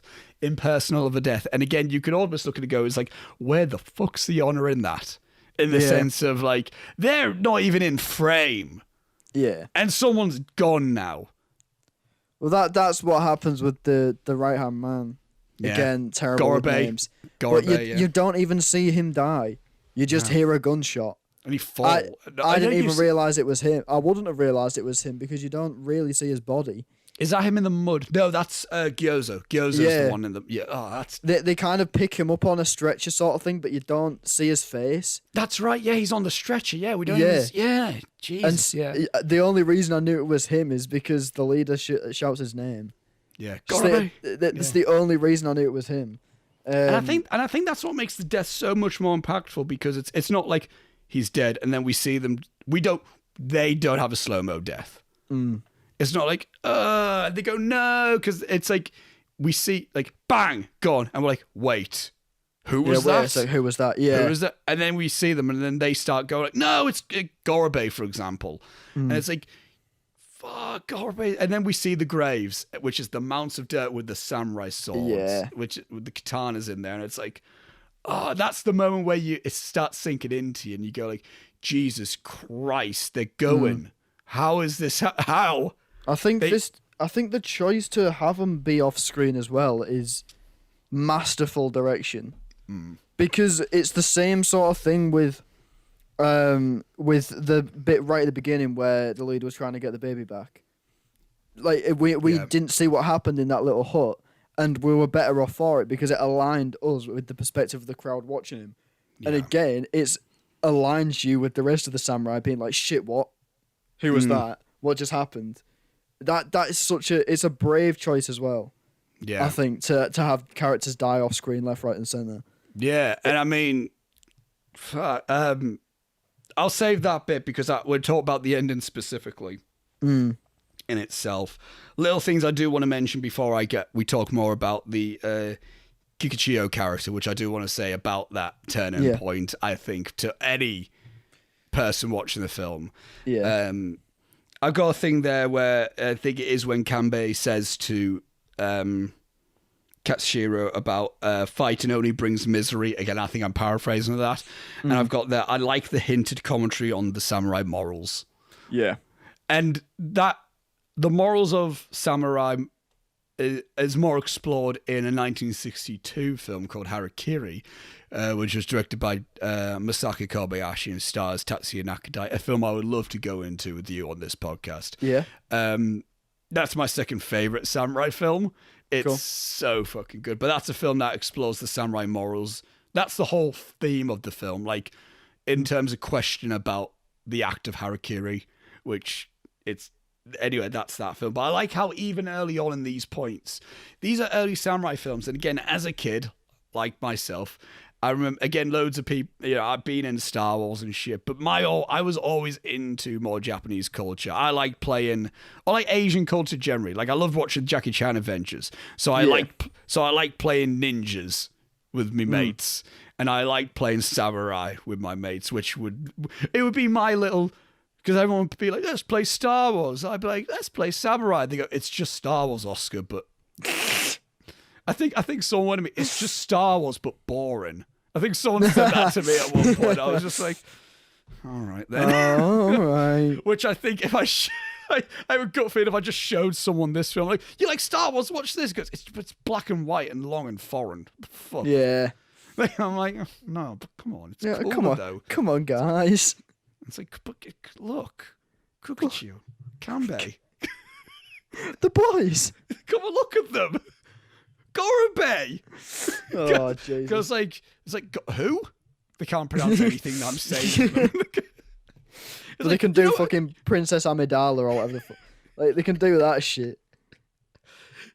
It's like, no, I'm bored. I'm just going to watch the prequel trilogy again. I don't like it, but I'm going to watch it again. I'm like, fucking like... You do realise that's longer than if you just watch Seven Samurai. Yeah. Just watch the one. It's fine. And you better. But there's that. And I like because being younger as well, it's cool to play sword fights, isn't it? Like, that's the romanticized image of it. It's like, it's cool because of the samurai fights, the sword fights. It's cool. And it is fucking cool. It's really cool when you get a good samurai fight. Like, just, there's one amazing one in The Hidden Fortress, which is the film that did inspire the story type for Star Wars. Another Kurosawa film that stars Mifune. What an amazing one. I don't think there's one incredible sword fight in this film because it's also frantic and manic. Yeah, it's all just kind of horses running in and trying to swipe at them if you can. And there's never like a samurai versus a samurai. No. So that's, but again, sword fights are cool. But I like even early samurai films still have this question of like, but is it worth it? Like, what's the, and again, get to the end. I'll talk about the ending with more so with that specifically. Yeah, and I've got here like at the intermission at 1 hour and 46 minutes, it's flown by. Yeah. And I love the character arc by Kikuchiyo because I think that's when that's happened. That's in the first act, I think. Not the first act, the first half. That turning point with him, I think. Yeah. Yeah, and the rest notes at the end. So, Kikuchiyo, right? Okay. Again, he's kind of just been this goofball for most of the plot of this bit. And again, frustrating probably, if you don't know who he is.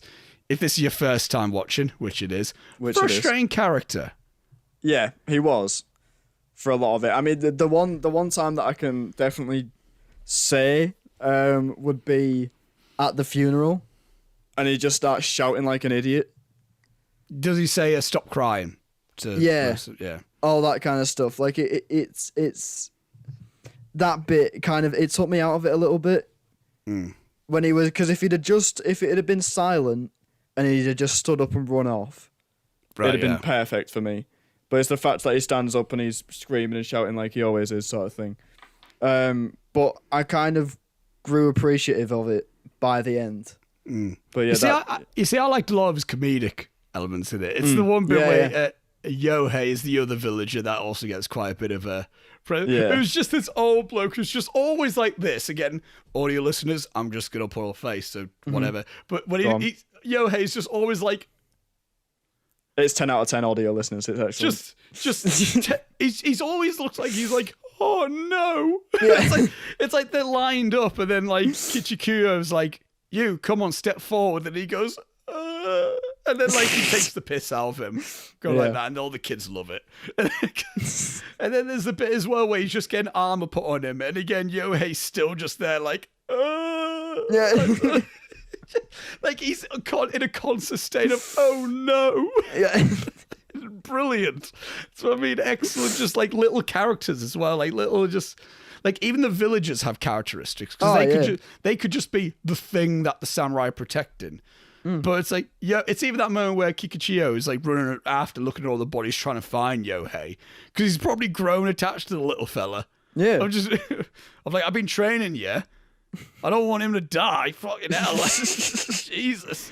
But, like, yeah, there's moments, like, again, I always found, like, Kikuchiyo's, like, comedic moments quite amusing in that sense. And I think it also helps, again, we discussed this last week in the sense of Some Like It Hot is a film that Tony Curtis isn't a comedic actor known for that, but he's funny as fuck in that film. Yeah. And I think it's a similar thing with Toshiro Mifune isn't a comedic actor, but he's got some solid comedic moments in this, I think. Not as much as Tony Curtis, but this isn't a comedy film. Yeah. But that's another thing, because again, I remember being younger and thinking to myself, like, is Seven Samurai just going to be this intense 3.5 hour, like, war epic? It's a lot of endearing moments in it. Yeah. I think it's the camaraderie between the characters works really well. They all, I enjoy watching how they bounce off each other. And I think that helps with the pacing of the film. Like, it's a fast-paced film as is, and it goes quite quickly, just simply down to the scripting and the structure of it, which is bellissimo. But amazing. Like the conversations between the characters and how much they get on and how much they love it, it's contagious. It's contagious. Yeah. It is. Yeah. No, it is, because you're having a good time. Yeah, exactly, and it makes it go quicker. You don't even realise. Is your turning point moment of Kikuchiyo the moment that is meant to be the turning point for him? Or probably. The moment that I mean is when he comes walking in to the barn with a load of the samurai gear, And he's like, look, come on, it's your shit. It's your type of stuff. Like, where'd you get this?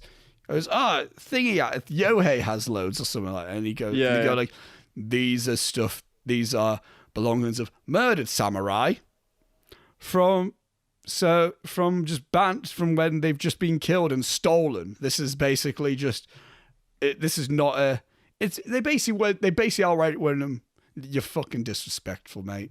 Yeah. And and again, him not being a samurai is like, look, we're a samurai now. We got the gear. Yeah. And they're like, that's not yours. Fuck off, basically.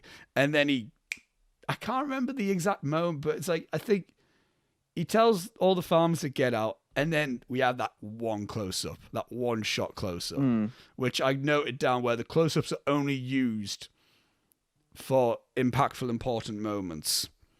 Yeah. And that moment is the close-up of the film, of when he's going off on his, when he's on his monologue thing where he's saying, yeah, farmers, they're all fucking pathetic. They're all lousy people who steal. And you know who made them like that? You did. All samurai do is this. Breaks down, sits down. Silence just lingers in the air for a bit. And then Kanbei goes, are you a farmer's son by any chance? And then he doesn't say yes or no. He just fucking leaves. Yeah. And it's, like, that's the moment where he goes, that's Kikuchiyo. That's his story. He's a this guy, broken dude. He's a guy who as a kid's just had his fucking whole life ripped and torn away from him. Probably by samurai, because again, I think corrupt systems have been around for as long as time has come. Yeah, and I'd say that is the implication. I'd definitely go as far as to say. Yeah, it's the bit later on with the baby. That's the that next destroyed me. Yeah. It's like, it was before he said anything. It's because it's like, well, first of all, the bit we're on about, again, I assume people have watched this, so I'm not going to describe too much of things. But we get the indication of when the couple go in to get their dad, to get the husband's dad in this situation. Yeah. They go in the windmill farm thing, and I'm like watching this, and because I forget little moments, but I'm watching this film, I go like, something's going to happen with them. You don't just set that up. That's not just a scene, is it? Where they're trying to evacuate everyone, and then Karen is like, we need to get someone. And he goes, okay, off you go, but be quick. It's a good 5 minutes later, though. Yeah, because I did forget about it a little bit. And then I did. It is when Kikuchiyo was like, wait. And then he bails and he starts running. He sees the windmill on fire, the farm barn thing on fire. He goes, wait, quick. And Kanbei's like, you can't leave your post. And that's the closest moment till we get to the entire film of like samurai code. That's the only moment. But that's more like reasonable in the sense of like, we still need to protect. Stay. And he goes, there's people there. And then he just bails. Bolt, yeah. And they bolt. And then he sees, and it's the woman who comes out with the baby. And then he goes, where's the men? Hands are the son. Which I think is quite nice, symbolic. I assume it was a son. It was a boy baby. He goes, where's the men? And I only caught on with this view. She just hands him the baby. He goes, that's the only man now. Yeah. Basically. And then she just falls. And then it's like, and he goes, an hour wound. And then I'm watching Toshiro Mifune hold this baby. And then everything's clicking with me before he's even saying anything. Yeah. He's looking at the baby. He's looking at the fiery thing. He's looking at just this instant of, I think it's Kanbei, isn't it? Who's went with him, holding this dead woman. And he's almost like, that's my mum. That's what happened. And he goes like, this is me. This is what happened to me. And I'm like, and again, it was an instant where like before he started saying that, I was like, a bit of my arm got chills there.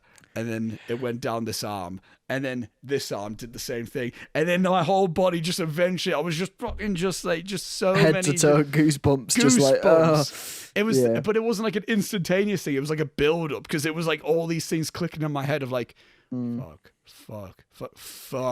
Oh, shit. no. Oh, it's rough, isn't it? Yeah, it's horrible, man. That bit really, really got me. And again, I think if you're not on board with Kikuchiyo at that point, then That was the moment where I was like, I need to see this again because I now completely get his character. Yeah, because to me, that's why he's my favorite character. Because again, I watched him again, even because I knew of Toshiro Mifune before watching the film for the first time, and obviously I've seen the poster, so I knew. So to me, he just was Seven Samurai for the longest time, right? Even before I had seen the film. So when I seen him, I was like, okay, there's something to him. Then he's not just he's not just someone who's a bit of a tit. There's got to be something more to him, and of course there is, but. God, and then at that point because the laughing and joking on him does it's the same mocking that they have from the beginning of when he's on board. Oh yeah. But the perception switched. It's like when he's first on board, it's like, well, fucking, what are you? Are you 13? Like when they look at the family tree type of thing. And it's like, you fucking idiot. And then he's like coming about and goes, what are you doing, you moron? And then we're like, yeah, you moron, you weirdo. And then it's like, and then it gets to a point where I think it is like, it's close to where they're like, the woodcutter. I'm just saying the woodcutter. Where the woodcutter makes the flag. Brilliant, by the way. I love how he's just like, I'm just making a little thing. Here's the thing to represent us. You go, what does that mean? He goes, well, that's the village there, and this is us. And then Kikuchiyo's like, why are they different? Why is that? It's like, oh, well, that one's you. Because he basically went, because we're samurai and you're not. But I forgot what he said. And it's kind of like, oh, well. Yeah, it's like, come on, lads. But he's all right. But I also like how none of them are never, their joking is never malicious to him. Yeah. And he's never like outright hurt by them. But there's that one moment where he kicks off at them, but that's more in a sense of like them going, you're being disrespectful. And then he goes, I'm fucking being disrespectful type of thing. Like, that's the only moment, but it's not like they're like, ha, lol, mate. And then he's like, fuck you, everyone. He's just kind of like, oh, away. Come on. Yeah. Another brilliant comedic moment from him I want to mention, just because it flagged up in my head there. Yeah, go on. When he's fucking riding the horse. Oh, my God, it's great. That genuinely is so funny. It just completely fucking does him over. It is it makes him look like such a mug. And it's like... It runs off at the end as well as if to be like, yeah, fuck you, off I'm going now. See you in a bit. It's such a swift motion as well, like and then they go, and then the horse goes behind like a shed, and then he comes out, and then the horse is just off without him. Like, and then he comes like just limping out, just throwing shit at him, like, come on. It's so good. Like there's moments like that with him where it's like. Brilliant, and I also like the little hint of him when he just goes when he's like he finally sees all the women. He goes like, "Where have you been hiding all these?" And he's like, "It's not creepy either. It's a bit of a charm because it's not like he tries anything with any of them. It's not like the worst. He's just like, oh, women. It's like if he goes like, oh, if I collect your harvest for you, I'll collect three times as much, and then we can get comfortable together or whatever. And she's kind of like, what? No. But before she's even given an answer, he's fucking hacking away at that shit. He's got hell for leather, mate. It's so funny. That's what I mean. He's such an endearing, like, just fun character. He is like, and I think he was the inspiration for young Goku in Dragon Ball Z, which you could see it completely. Yeah. Just Goku's not as horny. It's just class. But is there any more about Kikuchiyo specifically? I can't think of any. With that then said, I think we should talk about the ending of the film. Okay, I'm gonna quickly. Are you gonna turn the light on? I'm gonna turn the light on because it looks like I'm hiding in a cupboard, recording a podcast with you. Give me 2 seconds. It doesn't help. It doesn't help that we can't see your background. So it's exactly. I could be for all you know. Keep the people at home entertained. Oscar. I'm tempted just not to keep the people entertained. But also I don't want to cut this out because that will mean I have to edit. Yeah. Tis I. That's going to have to get, that little bit's going to have to get cut out because I couldn't think of anything to do. So I was like, I don't know what to say. So, yeah, more work for me editing then, I guess. But I'm back. Let's go. Right. The ending. The ending. Fuck me, I forgot. Each time I watch this film, which is this now the third time, I walk away with a newfound appreciation for this. First time I watched it, I just appreciate the film in general. I think I appreciate the pacing of it the first time I watched it, because I was like, how did that feel so quick? How was I not bored at one moment in the entirety of this 3.5 hour film? Type thing. It almost does feel like I've just watched 7 episodes of a miniseries. Yeah. Like an anime mini, like in each episode, which is half an hour long. It feels like I just binge through. It feels like I just watched 7 episodes of Last Airbender. Is basically the closest feeling I have to this film. And the second time I watched this, I think I appreciate the acting a lot more. I think I walked away with that and just the general cinematography, which we haven't even discussed. Incredible. It looks amazing. The film, the whole way through, looks amazing. Incredible. I love the choice of wides. Yeah. I love the choice of things in the frame, like frame and position. Again, I'm not going to go into specific shots because it's the fucking film. Yeah, the whole thing looks great. I mean, there's specific moments when I'm watching films for this podcast where I'll see a shot and I'll send a photo of it to Julia and be like, look how fucking nice this looks. I think I've done it the most with this film than I have done with any of the other ones. All of it looks so good. Look at that. Look at it. The one that I think about right now is, I mean, anytime with the end shot with the graves, anything with the graves, it's such a fucking like nice, like with the sword in the middle. Visual. And then like the anyway, the cinematography is great. But the thing that I walked away with this viewing was, I've already said in terms of the writing, the actual like specifically the writing, and also is the actual ending and how powerful of a message it is. It's not just a simple thing of like, a bit sad now. Or like, that's it, done now. Because this very well could have either went, we lost, bandits have taken over, everyone's dead. Or they could have went really optimistic where it's like, everyone's winning, we're all good. The villagers have got their shit back, we're great. Samurai have won, let's go off into the sunset, everyone, and have a sake. There's not like, that could have very well been that as well. But we get this peculiar mix. Is one thing I've realized. It's a bit of both. Yeah, and the ending battle, incredible. Again, it's not a big horses v horses. There's not one moment where Kanbei or Kyo. There's not one moment where Kyozo or Kanbei or anything face off against the villain. That's another thing. There isn't a villain. Yeah, there isn't the main bandit. Yeah, or anything. It's just this force.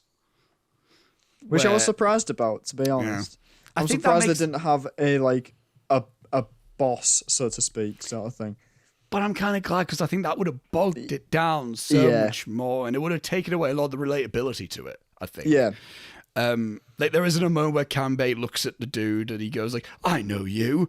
And it's like, Kanbei, we meet again all those years ago and blah, blah, blah, blah, blah. And then it'd have to be a backstory and a flashback and a fucking whatever else. Another thing where he kills his mate. Yeah. And then it's like, oh no. And it goes like, I always said I was going to kill him or whatever. But then just to set up to a cool fight. Which, in all honesty, wouldn't have been worth it. Doesn't need it. Because there's many instances in sword fighting films, and even in Star Wars, I'm still throwing that in there. There's Star Wars films that have cool lightsaber fights, but the setup has been completely naff to where all I'm watching is a cool fight and no attachment and no reason for it to be happening. Revenge of the Sith. I was gonna say Rise of Skywalker. Fair enough. Yeah, that's fine. I mean both. Yeah, but both work. Yeah. But with this, there isn't a cool sword fight. There's just manic action. Again, it's the stunt work where you just see dudes fall off horses. I'm sure I saw one dude getting dragged away on a horse. Yeah. Like one dude, the horse was just pegging it through the rainy mud, and a dude was just being dragged through. I'm like, probably drowning. Yeah, like that is like horrible. I'm watching that. I'm like, Jesus Christ, how did they? Yeah. It's like, I know how they probably did. They probably roped a dude to a horse and they slapped the horse and then they rolled. Yeah, yeah. Probably Exactly what they did. There's no, because there's moments where you just see dudes fall and the horse just stomps over them as well. Yeah. It's like that. There's no trickery of that. A dude just got stomped on by a horse, which the 50s. It's insane, man. Genuinely, it's insane. I wonder how much precaution was taken. Because there's a series that I watch on Corridor Digital. It's a great series. They usually do VFX artists react and Is they it the react to Stuntman CG one? and stuff. Stuntmen react, yeah. They do a lot of stuff like things with like Keaton and stuff like that, with stunts from really quite old films, and they still have forms of precautions in place. They're not obviously not as extensive as nowadays, but they're usually really well hidden to a point where you'd never think of that's what they'd do to make that a bit safer. So Again, I bet there's some interesting ones in this. Again, the only thing I think of, like, maybe the dude who got dragged wasn't a dude, it might have been a mannequin. That's probably a possible thing, because we didn't see any movement. We just saw a body getting just fucking... Well, but the dudes that did fall off and get stomped, that's just clearly just a dude getting just stomped over by a horse. Yeah. Like this. But yeah, it's like the fight, and it's like... Who's alive at that point by the final fight? It's Kanbei. It's only 4, isn't it? No, 5. It's only 4? 4. Kanbei, Kyoko, Kikujiro, and the young one. The young lad. Yeah. I'm sure, because Gorabe already got killed at that point. He's already dead. Oh, his mate is already dead. That's it? Yeah, no. The leader, the young one, Toshiro Mifune, Swordsmith, and his mate. There's 5 of them. And his old mate. Yeah, there's 5. Of them. Yeah. So, and yeah, it's only 2 of them die at this point. It's like and the Swordsmith, which is one of the more devastating ones, I think. Not in a sense of like, it's like and it's not even like I don't think he got shot because he was fighting. I think at that point he was trying to protect it. He was trying to tell everyone, go back. And then he's down, and then he's still getting back up. That's the other thing about him. He's right, let me try. I'm not going out like this. But then he gets shot again, and he falls to the fucking mud. It's the young guy's reaction as well. It's horrible. He's like picking him up and... Limp, Jesus, just gone. It's like, it's not a sexy death, is it? There's no sexy really deaths isn't. in this. No, it's just and especially talking about a not sexy death. Not even a minute later, Kikuchiro, Toshiro Mifune. Again, that's another moment where chills. Yeah. Just camera movement's gorgeous in that scene as well. Oh, it's great. He gets shot through a door. Through a fucking door. He's not even face to face with him, and then he breaks down the door again. Similar thing to Kyozo, not giving up, staying standing, because he's like, I look at that moment where he's almost like, this is my samurai moment. Yeah, this is the moment where I'm gonna take this one out, and he's not. It's not like he's taking all of them out. He's taking this one guy out, and that's the moment that he's going to try to earn the respects of them all. That's what I think at that moment. He's not doing it because, like, oh, you shot me. Because at that point, I think he gives a shit about everyone. Yeah. Like, he cares so much about them and their opinion of him. I think that's a very, like, he cares a lot about what they think of him. Yeah. More so than what he thinks of himself, I think. Yeah. And I mean, he's going after the guy that killed the swordsmith as well, isn't he? Yes, I think so. He's going after that guy because he saw where the gunshot came from, and he ends up getting shot himself by the same guy, but doesn't give up because he like you said, he cares about these people at this point. He's so like invested in the group that he's become a part of that he wants to have that moment, and it just makes it all the more sad for him to be this outsider at the beginning, and him grow into the group as the film's gone on. You spent like 3 hours watching this dude grow as a person, and then all of a sudden, Devastating, man. Yeah, and again, not a sexy death. Not at all. I think we talked about this stuff like in the Godfather films, where like people would die and it's bad. Yeah. Like it's a rough death. Similar thing with this. It's not like I've been shot. It's like No, the guy's he dies in the mud, face down, ass out. Like it is not. It's a not bad good. fall. It's a bad fall as well. Not a good look, mate. Yeah, Oh. and then and again, I think that grows as well in terms of character arc in the sense of like from our perception, he's the only one donning the samurai armor, which again can be looked at first like you're being a bit like insensitive like that, but then it grows in the fact of him not mocking them. He's like, this is the only chance I can get to even wear this. Yeah. To even feel like I'm a part of something. I think that's a big part. He's gone from a young age of being stripped from his entire family and everything. He wants to be a part of a family is the best thing that I can think of with him. Yeah. And again, you see that and that's explained in the sense of him holding the baby who's now an orphan saying, this is me. This is basically what's happened to me. And then at that point, it's like, he just wants a family. He doesn't want to be, I don't want to be, he's not like, I'm going to be the best samurai. He's like, I just want to belong. And and I think again, that's one fucking character arc in this film. One arc that's done well, that's done amazingly, and all the other ones done amazingly. Yeah. How? In a film at 3.5 hours long, most TV shows fail to do this within 8 hours. Yeah. Like 8 fucking seasons sometimes. Like, you know, the payoffs to it are just so well constructed. It feels so earned by the end. Yeah, and it's devastating. I think for the first 2 viewings I never quite got this reaction, but this was the first time I did. It's when the young one, Toshiro Mifune's character is dead. He's on the floor dead. The young one's running about, going, where are the bandits? Where are the bandits? Where are the bandits? Bandits. And then Kanbei's like, they're all dead. Yeah.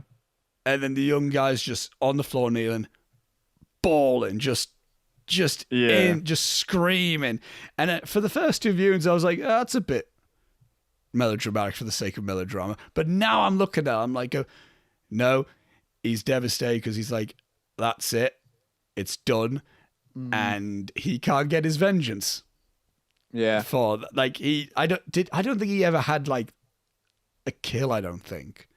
Or a moment like I can't. There's no direct. Not like an on-screen one. I don't think there's like a big moment for him. No, like we see Kanbei doing shit. We see Gorobei with the bow and arrow. Kyozo. We see. I don't think there's ever a moment where he's like. So I almost think like at that moment he almost might feel like he didn't pull his weight. I think like that's where you can look at that moment as where he goes like 2 people have died. One of them was a guy that he was idolizing. Yeah. And another one was someone he grew to be friends with, I think, even though there's no direct moment between those two. But you feel as though everyone is as a group, you know? Yeah. And he's like, he almost wants that redemption. Yeah. And it's like, it's done. It's over. That's it. He was the last one. But then that just seems like the tragic origin story of one of the samurais that we would meet in this film. Yeah. You know, going on to the next one, that he's had his tragic origin that everyone else had already had because they were much older than him. That's what I mean. Yeah, because again, within my ending thing, I've got Kazuchiro's journey is no. That's not. Is that right? Oh, his journey is now complete. He is now a samurai. That's why I thought, like the young one. That's it now. Now he's off. Yeah, that was his start. Loads of people had their end. I think he's the only one that will continue, unless if other shit happens. Yeah, like I agree with that. Yeah, and the last samurai, there's 3 of them. It's Kanbei, Shichiroji. Yeah. So the 2 already firm friends from the past. And Kazushiro. Yeah. The young blood. And and the line that I've got it's the line he says to Kanbei where it's like, we survived again. That's the moment that made me think like, this is repeated. This is not a. This Yeah, is this just isn't a another one thing. and done thing. This is just a thing that's always fucking happened. Because I think they said at the very beginning where it's like, yeah, all those soldiers that we've done, amazing, we're still alive Yeah. from that. And again, and these two have never been, they weren't really like too connected through the entire film. No, but Like- you've got a sense of it. We knew it. And it's like, once that moment comes back, it goes like, well, here we are again. Yeah. And you can look at that. It's not a thing of like, get in, we fucking survived again. It's like, we've just seen more people we bonded with die. yeah. Like, that's just all that's happened. And it's I'll get my point and then we can have an actual discussion about it. Yeah, go. And it's the last line. It's the moment where we see them, villagers are singing. They're happy. They got the village back. Farmers are doing their job again. Bandits are no longer an issue. And then this is the moment where Kazuchiro's journey, I think, is complete. It's like he's a samurai. Yeah. He looks with Shino. They make eye contact. And then she just walks away. He doesn't go after her because he's like, well, this is the path I've chosen. Yeah.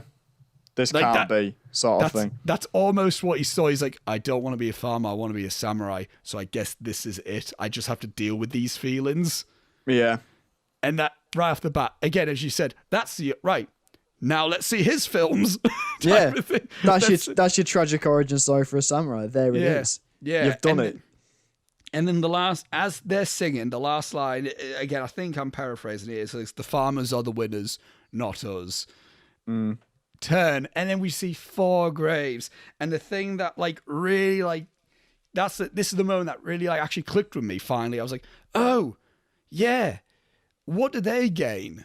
Nothing. They bonded Absolutely with people not. and then they died. But they at least did it for the farmers. It's almost not like, it's like, this is just the job we take. Which the right there and then I think is questioning. It's questioning the samurai moral. But I think you look at that in the sense of like, that can just be questioning military. Like any form of fighting for a cause. You bond with people, and then there's a chance they're dead. Yeah. Like, rough. And what have you done it for? People that you're probably never going to see again. Yeah. It's very much a commentary on things like that. And again, I would like to look more into samurai films now. Yeah. Very much so. And so if there's more of that, like, of the samurai morality and stuff that's brought up elsewhere, I'm excited to see that and see how my appreciation of this ending grows from it, basically. Yeah. Yeah, again, Harakiri is definitely a film just about that, basically. Right, okay. The film, that's basically that. But no, definitely, yeah. No, it's interesting. Like, I'm so fascinated by, this is like I made it no secret to you, Robbie, that I've kind of been disenchanted with Star Wars within the last year. The last year, I've just kind of grown to not really be into it now. I think a lot of, and I jokingly say to you about well, why would I watch that? Why I could just watch these other films that are actually good. Yeah, it sounds like a bit of a wanky thing to be like, well, I'll just watch the old samurai films. Hipster. Meh. But it's like, I just get more satisfaction out of these these stories that I want from Star Wars have been told decades ago. Yeah. They're from another country. They're from another culture. But when you look more into the samurai culture, everything people want from a Jedi, it's samurai. It's I mean, it is. It's from the fucking get-go of the dudes in cloaks. There's the masters. There's this. I can see it now that I've seen this film. You can completely see it, and I mean, like that with the young guys arc. Overall, I cared more about what was happening with him and him as a character than I did with Rey in any of the sequel trilogy. Yeah, no, I can just in this 1 3.5 hour movie. You know? Yeah, that's And I think, because I mean, I'm getting a little bit on a tangent of Star Wars thing, but it's a little thing, and it's related in the sense of what made the original trilogy so fucking good. I think it's because they're borrowing from other things, other pieces of culture, other pieces of entertainment. The sequel trilogy and I like Force Awakens and Last Jedi. I want to get that clear, but I think Yeah. Star Wars now, like Disney Star Wars in general, they're just, and from what I've seen of Mandalorian, haven't seen the show, but what I've seen of Mandalorian, they borrow from just Star Wars. They're not taken from anything else. Like, they're not built, to me, Star Wars these days aren't building on the nuances from another culture or other entertainment. They're just building on what we already fucking know. That's why I think J.J. Abrams is a big nostalgia trip. He's like, I like Star Wars, let's do Star Wars. That's why I remember thinking to myself, I would have loved, like when Trevorrow bailed when he got sacked from Rise of Skywalker, I remember I wanted Zhang Yimou to direct Rise of Skywalker, Episode 9, whatever it would have been. Yeah. I wanted Zhang Yimou, who's not a Japanese man, he's a Chinese man, but director of Hero, House of Flying Daggers. Because imagine a bit of Chinese culture just injected into that fucking universe. Yeah. With the visual things that man can bring. Like, that's what I mean. Like, I think, like, like that's what I think Star Wars needs, is more just getting things from different pieces of entertainment and different cultures, because it's a fucking it's considering it's a galaxy, it's a universal thing. We're really just sticking to one thing we know, whereas like I think it really benefits to just get a multicultural look on things, because again, you look at things from Star Wars and then you watch old samurai films, you get things like like the Cantina. It's like old, like, Western bars from, like, Sergio Leone, Italian spaghetti westerns. You look at, like, the costumes that are worn by Jedi, near enough identical to samurai attire and that.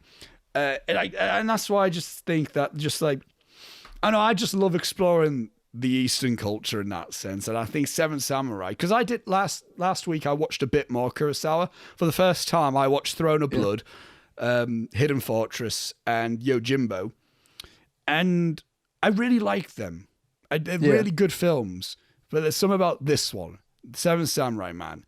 It's the reason why I'm into this shit, so much so, and because there's a lot of familiarity to it.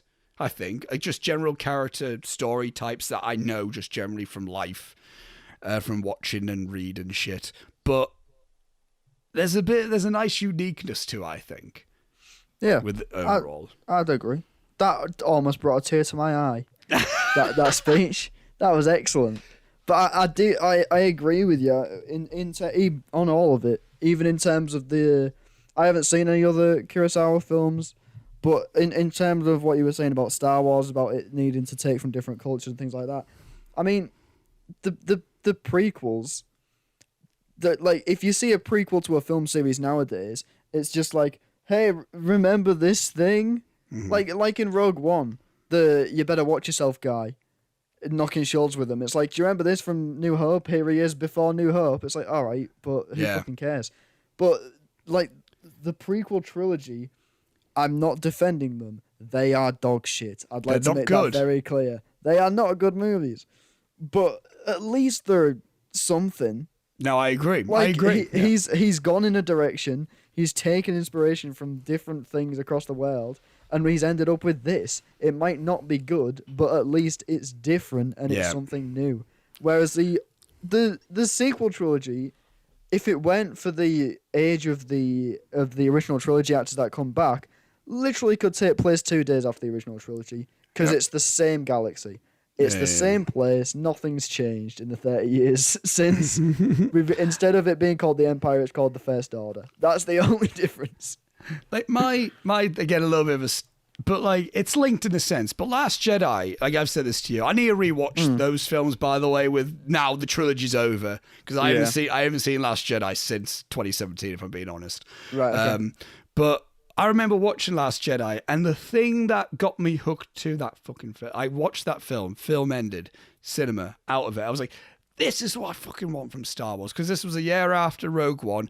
Disliked Rogue One heavily, because I'm like, it's just a fucking why. And I'm like, so boring. Watch Last Jedi, I'm like, this is what I need. this is what I want from Star Wars. And I didn't watch Star Wars. I didn't watch Last Jedi, thinking to myself, but it made me remember Star Wars. It made me remember the feeling of watching Star Wars, which watching Last Jedi, I watching all this stuff where it's like a lot of Zen Buddhism influenced in there. And I'm like, oh, that's fucking neat. There's the red room scene with Kylo and Rey.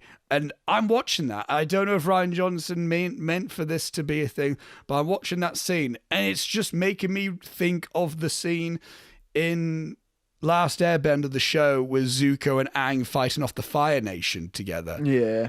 And then I'm linking things to other things. Watching Last Jedi. Rise of Skywalker, I'm watching, I'm like, I remember this from Star Wars, I remember this from Star Wars. Ah, cool.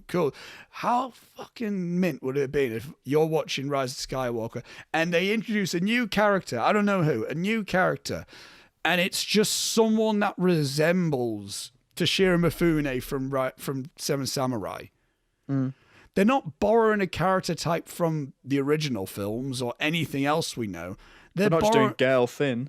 Yeah, they're borrowing it. They're borrowing it because it's like, oh, that's someone that because to most people could be, that's unique. That's a unique, like a guy with an overlarge lightsaber for some reason. Yeah.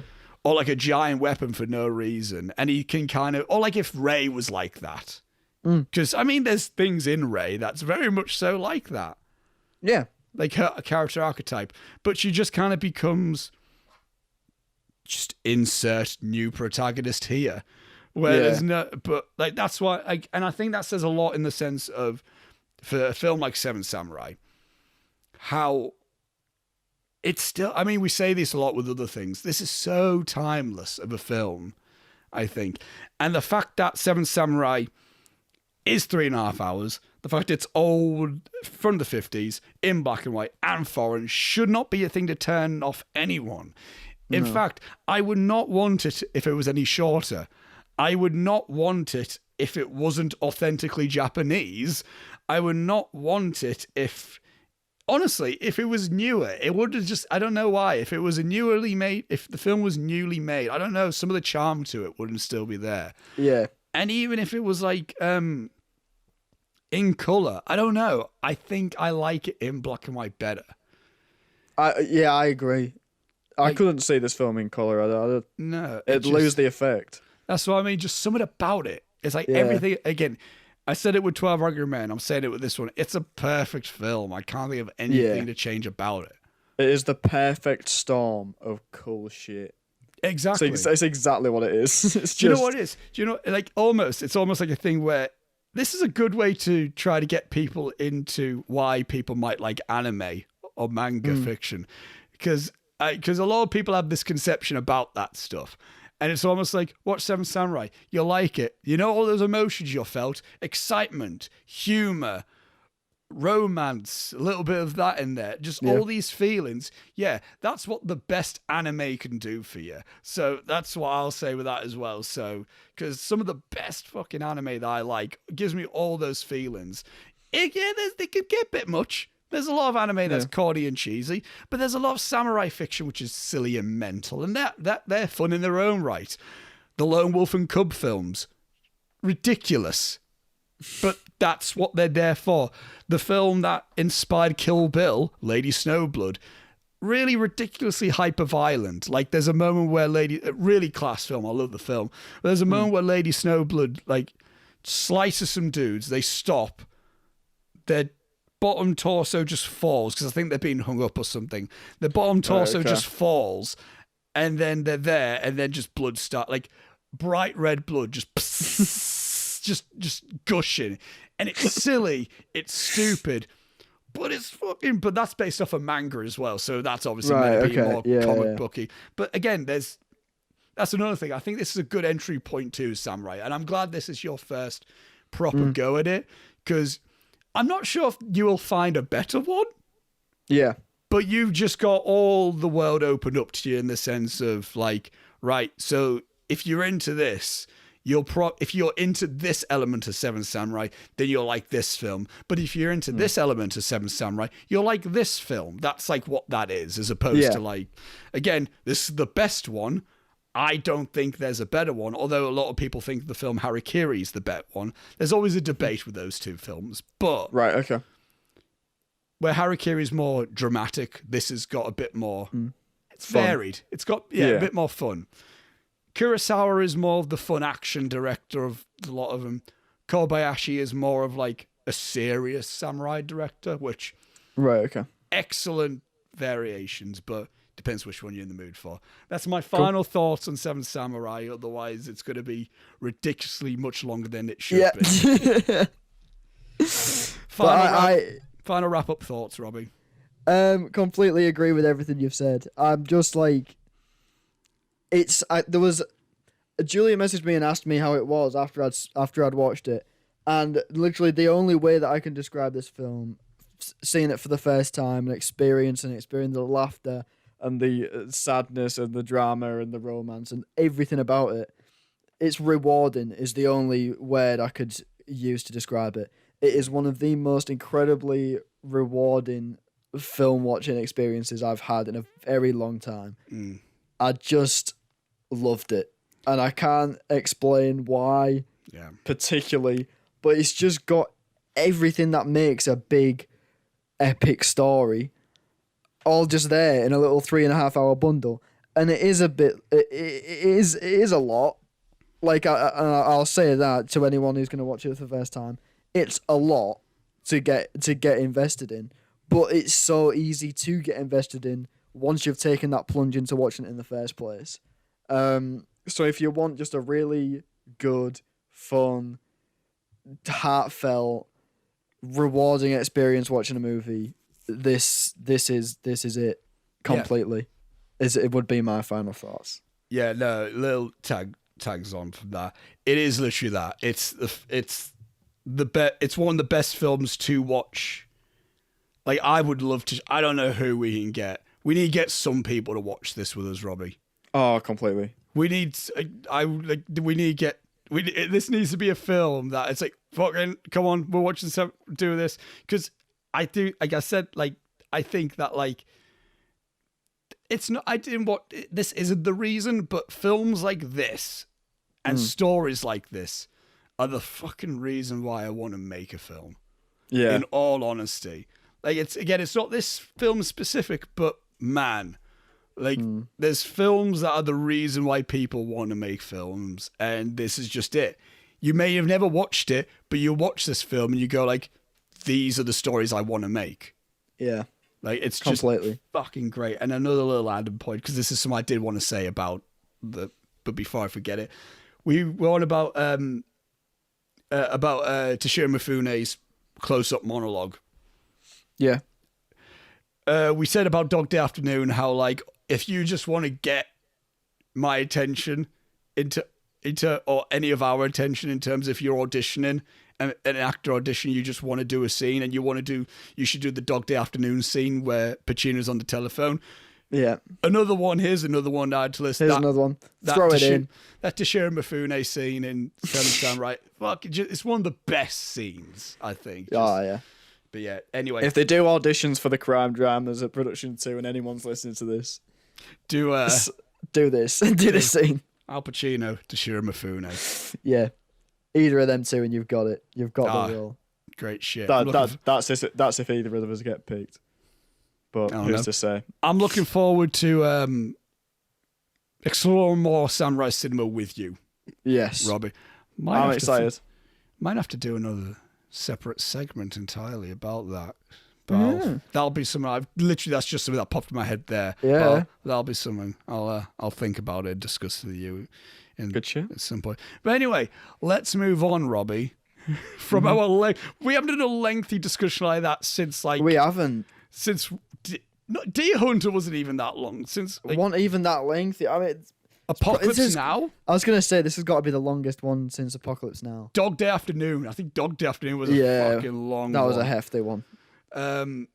Right. And with that being said, let's get on to some trivia. Hey. There's a lot, kind of. Okay. And as you know, Robbie, we went on Skype, and I was still setting up trivia for you. So I haven't got them all, but I've got enough to be interesting. So if you want to look more up about the film, just look it up. Go IMDb. on IMDb. For Christmas, I got Akira Kurosawa's kind of autobiography. Oh, So right. I'm intrigued about reading that. Yeah, very good. Seeing what that's like. Anyway, the first bit of trivia is a bit of a chunky piece. So here we go. Sweet. Akira Kurosawa's original idea for the film was to make it about a day in the life of a samurai, beginning with him rising from bed, eating breakfast, go to his master's castle, and ending with him making some mistake that required him to go home and kill himself to save face. Harakiri. Despite a good deal of research, he did not feel he had enough solid factual information to make the movie. He then pitched the idea of a film that would cover a series of 5 samurai battles based on the lives of famous Japanese swordsmen. Hashimoto, who is one of the screenwriters, went off to write that script, but Kurosawa ultimately scrapped that idea as well, worrying that a film that was just a series of climaxes couldn't work. Then, producer Sojiro Motoki found through historical research that samurai in the warring states period of Japanese history would often volunteer to stand guard at peasant villages overnight in exchange for food and lodging. Kurosawa then came across an anecdote about a village hiring samurai to protect them and decided to use that idea. Kurosawa wrote a complete dossier for each character with a speaking role. In it were details about what they wore, their favourite foods, their past history, their speaking habits, their reaction to battle, and every other detail he could think of about them. No other Japanese director had ever done this before. That's insane. What a story! You know how we want to. You know how we want a making of Citizen Kane film. I want a making of Seven Samurai, but this would be a much more calmer one. This would just be an Akira Kurosawa dude just kind of like researching and then thinking to himself, would that be interesting? I don't know. That'll be a nice film. But man, that's like mental. Yeah, no, I think both the concepts they had before could have worked. I like that a lot. I like the film of just a day in the life of a samurai. That's my type. That's my type Quite of like shit. that. That is. Yeah. Yeah. Like I'm reading that, I'm like, fuck. Kurosawa's blog researchers would have been 90%. Yeah, it'd been excellent. He could have done loads of that. Shout out to anyone from the Northern School of Art who has to do blogs. Big ups, unlucky lads. Akira Kurosawa designed a registry of all 101 residents of the village, creating a family tree to help his extras build their characters and relationships to each other. Jesus Christ. I thought I was doing good when I just sent Joe and Elle a playlist each. Yeah. Be like, these are the music these two cows will listen to. There you go. I thought I was doing good. My God. Here's Kurosawa doing like, here's your family trees. Yeah. You're related to this one, and this one likes this one, except no, because they had a falling out at a family barbecue 3 years ago. So actually, I think thinking that might be what helped the villagers feel so fleshed out, because they're not just people like, I guess I should act like this, like Yohei, who's just terrified all the time. What was his family tree? What was his growing up? That exists somewhere. Yeah. I want to know it. Yohei's backstory exists somewhere. You know what? Give me an animated episodic series of all fucking villagers from Seven Samurai. Excellent. Nice. Like, yeah. That'd be good shit. Somewhere it exists. Yeah. I don't know. I don't know where, but it's there to be adapted. Yeah. After months of research, all of the 7 major characters in the film wound up being based on historical samurai. In more detail here, early in the writing process, 6 of the samurai were conceptualized, all loosely based on historic figures. For example, Kyozo, the swordsman, was based on Musashi Miyamoto, one of the famous samurai who ever lived, which, little side note for that, the Samurai trilogy, which started from 1954, 1955, 1956, is an entire trilogy on Musashi Miyamoto. Oh, right. Beautiful color as well. Like, it's color beautiful. And who plays Musashi Miyamoto? None other than Toshiro Mifune. There you go. So, and also, originally, Toshiro Mifune was meant to play Kyozo, the extremely stoic master swordsman. However, Akira Kurosawa and his collaborating writers decided that they needed a character they could more identity with. IMDb, come on, identify with.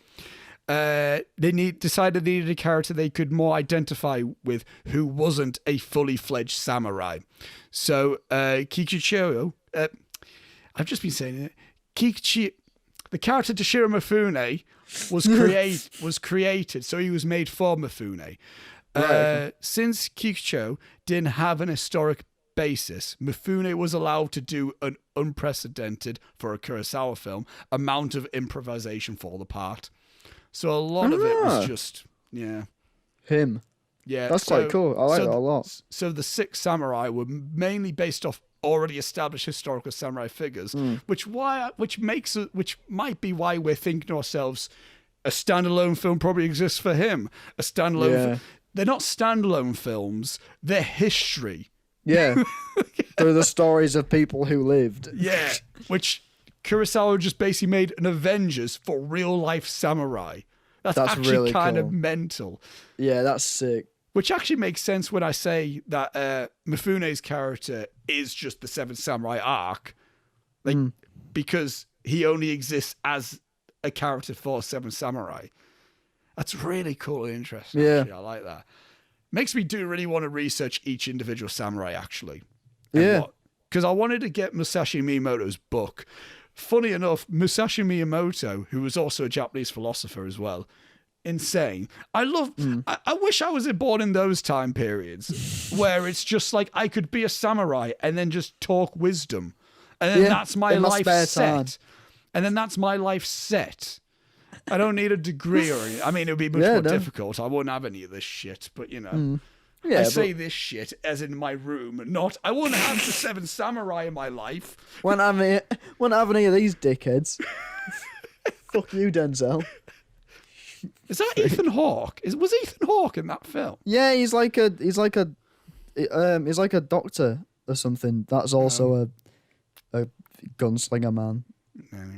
Anyway, Used to say. my original thought, Musashi Miyamoto also has a manga series based off his life called Vagabond, which is a bit fictionalized. You know, it's a bit, dramatized stuff. But Musashi Miyamoto is like the samurai. Like, you know, the guy, like when people think samurai, stoic, doesn't, Kyozo, basically. Yeah. That's Musashi Miyamoto, apparently. Like, that's just, but the samurai trilogy shows, it goes from him being young and how he became a samurai to then just each different, it's a really fucking solid trilogy that, again, you would probably enjoy that. Yeah. And the trilogy isn't really huge. Again, I think they're about, the longest one is like 1 hour and 40. So, oh, right, okay. I watched the trilogy all in one day as one massive epic, but they're not anyway. But I think that's really cool. The fact how you can just look up these real life guys and see what they did. I also find it interesting how Mifune was mostly improv as well. Yeah. Which is surprising to me. Yeah. Which the link on to that is not only was this Toshiro Mifune's favourite of his own films, but named Kikuchiyo as his favourite role because he was able to be himself, as he quotes. Nice. Which I find interesting. So Mifune was just a really playful lad. Yeah. I like that. Big fan of that. Akira Kurosawa refused to shoot the peasant village at Toho Studios and had a complete set constructed at Tagata on the Izu Peninsula, Shizuoka. My Japanese isn't completely Excellent stuff. fine. Although the studio protested the increased production costs, Kurosawa was adamant that the quality of the set influences the quality of the actor's performance. For this reason, I have the sets made exactly like the real thing. It restricts the shooting, but encourages that feeling of authenticity. Good shit. Cool. Very cool. The rest of this is a lot of Toho related thing. You know of Toho, don't you? The studio in Yeah, Japan. Godzilla. Yes, and this is where this is going to be linked. Okay, cool. An often repeated myth is that the production of this film and Godzilla nearly drove Toho into bankruptcy. Godzilla came out the same year as Seven Samurai. Seven Samurai and Godzilla, same studio. That's a myth. This myth neglects to mention a third Toho film made that same year, which is Samurai 1, Masashi Miyamoto, the first of the Samurai trilogy. All three of these films were the most expensive Japanese films made up until that point and were big financial risks for Toho. However, there is little evidence to suggest that Toho as a company was ever at risk for bankruptcy. The studio released a total of 68 feature films that year, the most successful of which were Seven Samurai, Samurai 1, and Godzilla, respectively. Regardless of risk, Toho would emerge as the industry leader in Japanese cinema. But imagine if those three films just nothing. Imagine if they flopped, big time. That's a studio gone. That's again, what we know Godzilla, Seven Samurai, huge film. Samurai 1, a start of a trilogy, which also has loads of sets. Shot on colour film, not cheap. Not cheap at the time. Not even now. No, definitely not. Yeah, but they were all successful, which is really cool. Yeah, I like that's that. very good. It's a nice underdog story in a sense, even though there's no evidence that they were close to bankruptcy anyway. But but we love a success story. I mean, you'll probably be bankrupt if all those three films flopped. That's bankruptcy itself. It's not like these were the saving grace in the sense of we need to save and send these three films out. As the production process grew longer and longer, producers grew worried that Akira Kurosawa was spending too much on the film. As a result, production was closed down at least twice. Instead of arguing, Kurosawa simply left to go fishing, believing that the studio had already invested so much money into the film that they wouldn't simply scrap it. He was right. No, that is the samurai way. He just dealt with it calmly and collectedly. Imagine being that confident. Well, they're not going to stop it, are they? That is absolutely excellent. That's like if I hadn't freaked out when Bear Hug got called a write-off. Oh, yeah. That one time. If I hadn't freaked out and just gone, well, it's not going to stop, is it? So just leave it. It's fine. It's well, we have to do it because it's on module, so it'll get done. That's so good. They've already spent money on this. They're not going to stop it, are they? So I'm just going to go. I'm going to go get a salmon. Genuinely genius. Massive fan of that. I've seen very little interviews. I've seen one interview of Kurosawa, and it's such a stereotypical thing to say, a Japanese director is almost like a sensei of filmmaking. But if you watch an interview of him talking about directing, it is just like an old wise man just telling you need to be calm and you need to think things through because blah blah blah. It's just got he's like if Francis Ford Coppola just was always Zen.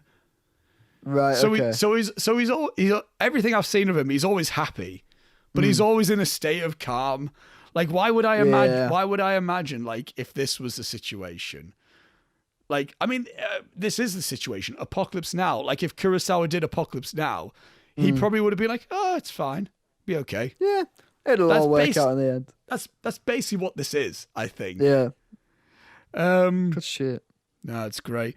Toho pulled the plug on the project several times when it ran over budget, forcing Akira Kurosawa to go back and personally argue with the board of directors, which was convinced that Toho was making a flop. So Toho was convinced they would make it a flop, and then Kurosawa would be like, "No, you're not, though." Just Come on, lads. probably as he's got his fishing gear on. I was like, "Look, you wouldn't be spending this much money if you thought it was going to be shit, would you?" He's got his hat on and a vest. He's holding the rod whilst he's arguing with him.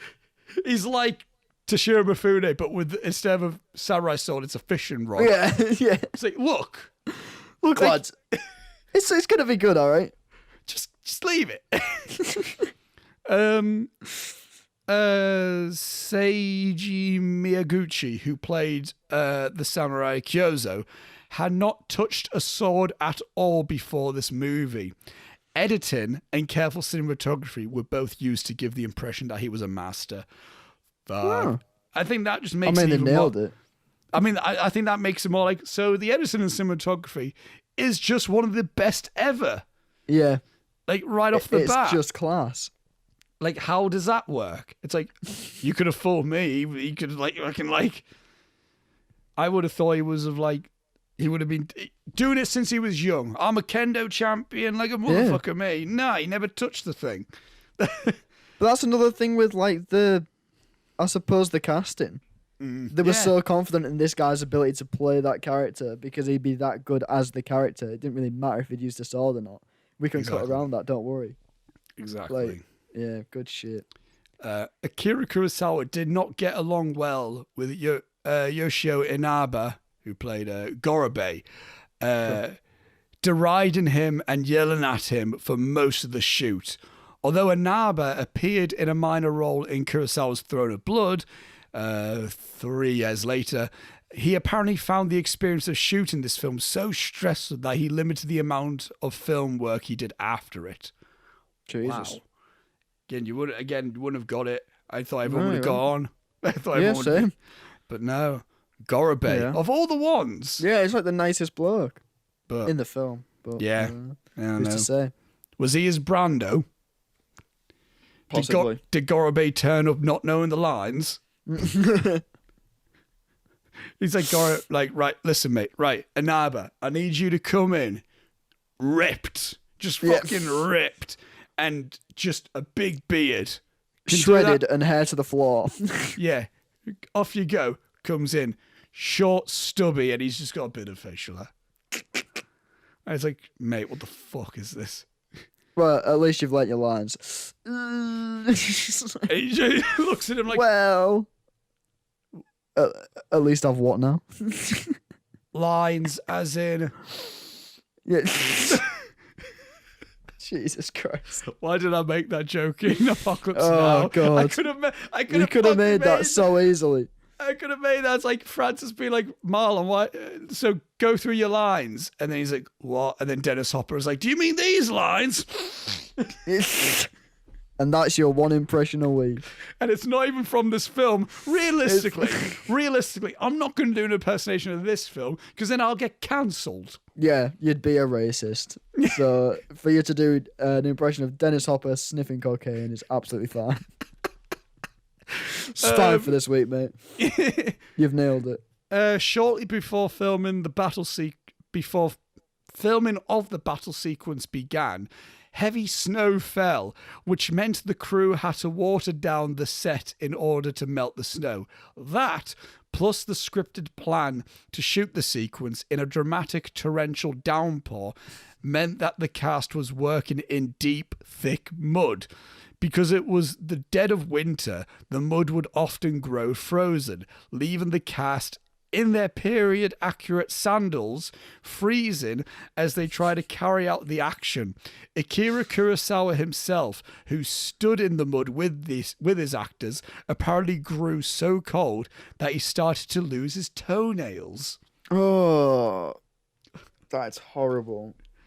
I was going to say that it surprises me that no one got trench foot. Yeah, oh yeah. To be honest, like that is horrible. There's you know how we're told it's like just work around a thing. Mm. Yeah. No. Nearly happened with me. Nearly happened with me. Remember when I think I told you this. You weren't on set for this. For the first shoot of Your Ear, it just rained out of nowhere. Oh yeah. Yeah. And I was very close to thinking to myself, I remember saying to Reese, I went and I was like, maybe we can find like a tree or something for Joe and Connor to stand under and shelter, and they can go through the lines through that. And that could work. Then I have Jack next to me going like, I'm not shooting a rainy film. And I'm like, oh, I guess we'll just wait. I guess we just sit here then. It passed by anyway, but Yeah. God, there's nothing worse than thinking to yourself, it's going to go fine. Shh. It is horrible because you have to just throw out every plan. Meanwhile, my first thing is get the black magic Ursa in the camera bag now. Yeah. Like we had one on Bear Hug where we'd been doing a full shoot, and for the last 3 shots of this outside shoot, it started raining. And so it was the worst because we had to get them real quickly, so they didn't look very good anyway, and then bring it inside. And then when it got down to the edit, you could just see the rain in like 2 shots, and it hadn't been raining for the entire rest of the scene. So we had to reshoot it anyway. It's just the worst, mate. Weather is the bane of my existence from time to time. I love it when I get a film made that takes place only outside in a field, made during winter. Yeah. Great stuff. It was fucking freezing getting changed when I was on set. Meanwhile, The Muse, being filmed in summer, takes place only inside. Yeah. I said to Reese, I was like, I fucked that up, didn't I? I couldn't have had Muse inspiration this year and Your It inspiration last year, and then that's just what that would be. We would have had more sunlight as well. Oh, it'd been so good. God damn it. Oh, well. For the love scenes between Shino and Katsuhiro, Akira Kurosawa wanted to achieve a glittering effect in Shino's eyes. To do this, he used angled mirrors on the ground to reflect light up onto her face. Because of constant retakes, Keiko Tsushima's eyes were ultimately injured by overexposure to the glaring light. Jesus. Yeah. Cool technique. I like that. You don't really account for the fact you need multiple takes, do you? Within something like that. That's another thing with filmmaking, which I've realised. You come up with this cool idea, like, we could do that, it'd be mint. And then you realise you need to set it up. Okay, fine. I knew what I was getting myself into with this. But for some reason, the multiple takes always leaves our heads. Yeah. Every time. We know this is going to be a thing. You don't think you have to do it 9 times. That's what I mean.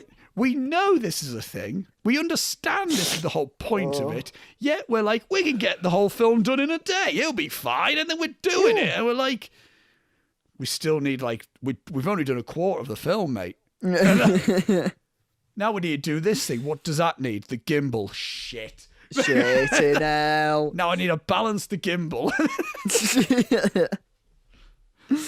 Christ. It's filmmaking. It's a thing, isn't it? What a lovely thing. Yeah. Yeah. Production was so stressful that Toshiro Mifune threatened Akira Kurosawa with a gun. What? And this is what I mean in the sense of only in the 50s. You don't hear about this, do you? You don't hear about film got stressful on Fan 4 stick. Miles Teller pulled a shotgun on Josh Trank. Yeah. What is that? What could have even driven him to the point of needing to whip out a gun? That's why I wonder if that's in Kurosawa's book, actually. Please keep me updated with that. That's something you don't just leave out. Surely not. You don't, if you're writing an autobiography, you don't just leave out the fact one of my lead actors pulled a gun on me one time. Yeah. No, it's got to be in there.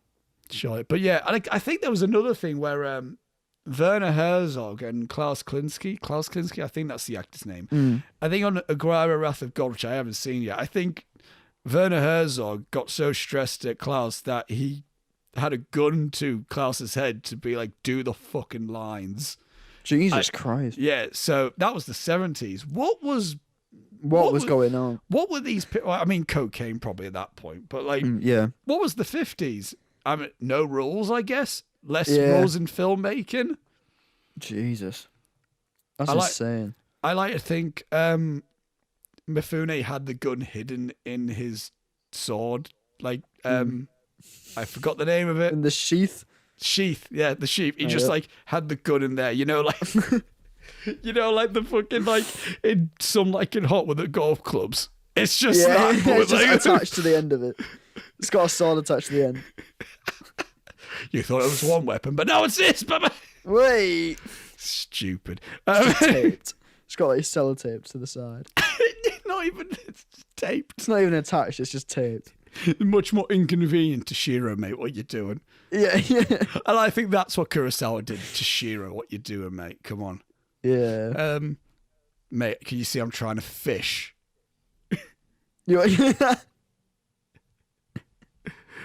The last two bit of trivia here. This is the favourite film of George Lucas. This is George Lucas's favourite film. There you go. Yes, George. Had to get him in there somehow, didn't we? My guy. Yep. There's more story. I'll save that for when we talk more about Kurosawa, actually, just generally, because I don't want to overbog this. But there's a fun thing in relation to Lucas, Coppola, and Kurosawa, actually. Oh, okay, cool. Last bit of trivia. Akira Kurosawa quickly earned a reputation with his crew as the world's greatest editor. Yes, Kurosawa edited this film as well. Jesus. Because of his practice of editing late at night during the shoot. He described this as a practical necessity that is incomprehensible to most directors, who on a major production spent at least several months with their editors assembling and cutting the film after shooting is complete. So he was just editing this on the night as production was still going. I quite like that. Yeah. I mean, really we kind of did that for Muse-ish. We did it like it was the next day we would be editing it. But like he would film it and then edit it right away. I like that. Reduce the like that a lot. post-production phase a lot, actually. Yeah. I'm going to admit, that's the first time I found out Kurosawa edited this film as well. Yeah, I didn't know. That's great. But what a fucking hell. Like, What a workhorse, man. Jesus, yeah. Jesus. Again, I'm a fascinating man, someone I really need to learn more about. Yeah. I'll say a little bit of that triviality because I just teased anything. Kurosawa had the big success in the 50s, obviously. Had a bit of stuff in the 60s as well. Fell off in the 70s completely. Right, Like- okay. He was looked at more as like old shit. Like his time had already happened, and he in the 80s he had a bit of a renaissance. He had a big epic color. I haven't seen these films yet, but Kagemusha, which was 1980, a big epic colored samurai film, and another film called Ran, which was another big epic color samurai film based on King Lear, the Shakespeare Right, okay. play. Yeah. Both of those films produced by George Lucas and Coppola because they were such fans of Kurosawa and wanted him to keep making films that they used their success from Star Wars and Godfather, like the success they both had in the 70s, and said, we're going to use our names to help him get his funding again so he can make fucking great films again. So that's great. I really where like that. that happened. I think I'm a big fan of that. they did a similar thing. I can't remember with who, but they contributed a lot to Japanese cinema in the 80s, actually, because they were so big fans of it from the 50s and 60s that they were like, why should a living master who still wants to make films no longer be able to make films because he's old news? And then so they helped him back up, which is fucking brilliant. Which is a bit poetic in the sense, I think Sofia Coppola, although not funding Francis's films, she's keeping him in with, like, he's producing all of this stuff. So, it's, pay the way forward, I guess, with that stuff. Yeah, I quite like that. But yeah. Again, I would love to talk more about. Again, I'm enthusiastic at just talking about fucking like just Japanese samurai cinema stuff. Again, it's a thing that I don't. It's a thing I don't get talk about a lot because no one else really gets into it as much as I do. So, I'll find a way for the intermission to just do a segment. We'll keep doing it. Just do it. And with that being said, let's move on now to some negative Letterboxd reviews. Sorry, I got Sister's just come home. All right. What was I going to say? Oh, I've got a prediction for these. Go on. I imagine 90% are just going to be, this is boring. We will see. Oh, the first one, half a star, foreign, not doing it. Oh, I thought you meant as in, sorry. I thought you meant someone had rated it half a star because it's foreign. No, that's not very good. The review is foreign. I'm not doing it. You're not doing it. One of these days. We'll find out. One day, again, I want it just to be a moment where I just say a fluent sentence entirely. That'd be incredible. And genuinely, brush it off like what a moment. Brush it off like it's nothing as well. Like I just ramble in Hindi. Just randomly. A language I didn't know you were learning. Just out of nowhere. Half a star. Ew. That's it. Ew at you. Ew at you? Yeah. Who are you? This is a... Okay, it's not as long as I thought this was. Okay, this is going to be interesting. Half a star. Okay, I love this movie. It's either a 4.5 or 5, but I'm here to review Slefo Season 1, Episode 4 of The Mandalorian, which is basically just a remake of Seven Samurai anyway. Right, hang on. I'm going to continue reading it. I'm here to review Season 1, Episode 4 of The Mandalorian, which is basically just a remake of Seven Samurai anyway. This episode was good, but they pulled a fucking crash at the end and didn't even bother to set it up. If they had just cut to Cara Dune looking concerned and walking into the forest, this wouldn't have been an issue. But they just couldn't fucking bother. So instead, they pulled a crash. You fucking fucks. Fuck you, Bryce Dallas Howard, or whoever made this decision. Damn, that one decision docks like 3 stars. Take it away, Robbie. I don't know. I have no idea what the ending of that episode that he's talking about because I haven't seen it in so long. But as far as I'm aware, that is not a remake of Seven Samurai in any way, shape, or form. They've got like stormtroopers coming in to attack a village. So I guess that is where and Mando protects the village. I'm guessing that's what they're saying. That's more Yojimbo. Like that's more that's more like a fistful of dollars to yeah. It's just him and Gina Carano protect the village, and they set up like booby traps and stuff for the stormtroopers, and then a walker comes in at the end, and they're like, "Oh no, a walker!" and then they take out the walker, and that's the end of the episode, as far as I remember. And Bryce Dallas Howard directed it, so that's probably why he was on about Bryce Dallas Howard. That's just one of my favorite things. There's a half a star review. That was so dumb. There's a half a star review of on Seven Samurai for a Mando episode. Yeah, just talking about a random episode of The Mandalorian for no reason. What is that about? That might have to make Hall of Fame for me. Just like we'll see. Yeah, just out of half a star. I'm not here to review this movie. I'm here to talk about this completely unrelated thing that came out 64 years later or whatever the fuck. By the way, love Seven Samurai, but it's half star because fuck this episode of Mandalorian. 66 years later. Jesus Christ. Half a star expired. Okay. What does that mean? Half a star. Hello, Daniel. And there's a comment. Did Daniel reply? It please be Daniel. Someone called Dan Pierce. Someone's jaw is looking vulnerable. What the? Oh.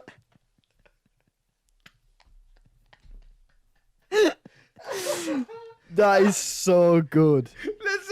So that's a bloke called Daniel who loved this movie, and his friend's gone on and rated it half a star and said, "Hello, Daniel," out of spite. And then Dan's just like, "I'm gonna fucking deck you. I'm gonna knock you out, mate." That is brilliant. Hall of Fame. This is that's Hall of Fame. That is a strong one.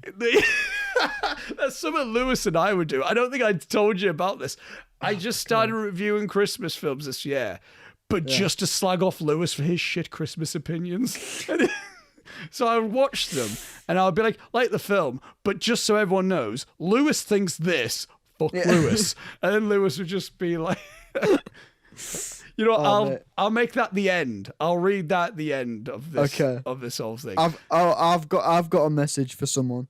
Tyler McCulloch, who is a level 4 film student. Yep. He probably won't listen to this, but he put a vote thing on his Instagram the other day saying, "Is Polar Express actually a good film?" No, it isn't, Tyler. He was on the side of yes. It's a bad movie. Yes, it looks weird, and everyone's played by Tom Hanks, and it freaks me out. So it's not fuck you per se, but fuck that movie. That's also another film that Lewis likes to watch on Christmas time. It's so bad. But he also has only watched It's a Wonderful Life once, and that was years ago. But yet he continues to watch The Santa Claus, as in the one, not the first one. The first one, he likes the first one. He says is his favorite Christmas film. But he also watches the one where it has Nazi Santa Claus in it. What the third? Is that the third one with Jack Frost? I think so. Yeah. Oh my god. And he also likes Christ. He also likes Last Christmas, and that's where I'm leaving it for now. Yep. Fuck it, grow up, Lewis. Anyway, half a star. We're not going to get any better, are we? We peaked. We peaked too early. Half a star. Long, boring, bad acting, crap plot, crap characters, lousy direction. Of course, I must be wrong because it's one of the best films of all time. I must have seen something different to what everyone else has been masturbating over. Something long, boring, and shite. All right, mate. Well, you're a crap person, I would say to that person. Not going to give you any time of the day with that. It's just it's wrong. Just incorrect. Another half a star review. That's in Spanish. Nope. Nope. Not doing that. One of these days. Here we go. Here's another lengthy-ish one. Is this from the same person? No, it's not. Maybe. We're fine. It's not the same person who did a Mando review.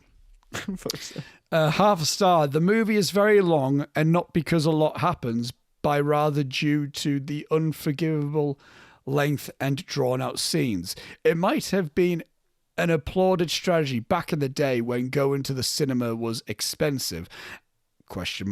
And the length might give an additional bang for your bucks. However, as a modern viewer with plenty of entertainment options, the timeless masterpiece really is a letdown.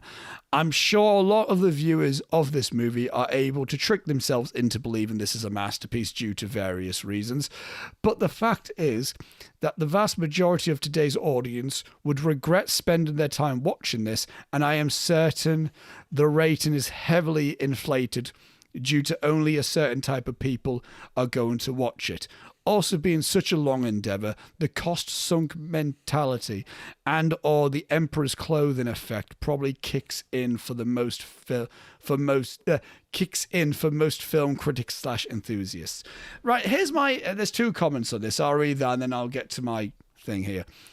Someone said, may I ask how it was a letdown? No answer to that. Someone also put, just finished watching the film a few minutes ago and you sound like an alien to me. Letdown, overly long. I fucking love this film. I wasn't disappointed for a second, and I've seen 1,000 films. I can't understand a word you are saying. Right, here's the point that I make. Have your opinions. If you don't like a film, you don't like it. It's when people start saying people are tricking themselves to thinking it's good. That's where I have an issue with. Because then you're outright insulting people, saying you're fucking stupid for liking this. It's like, also, his argument doesn't make sense because he said it's so long that because there's so much movie that you think it's good because it's long. Right. I've seen the Hobbit movies and I think they're dog shit. They're all like 3.5 hours long. Not that long, I don't think, but they're lengthy, yeah. They're lengthy and they're fucking shite. And I can say that they're shite. Just because something's long doesn't trick me into thinking it's good. Like, what are you talking about? What kind of a tactic is that? You moron. You know what, mate? You're the idiot.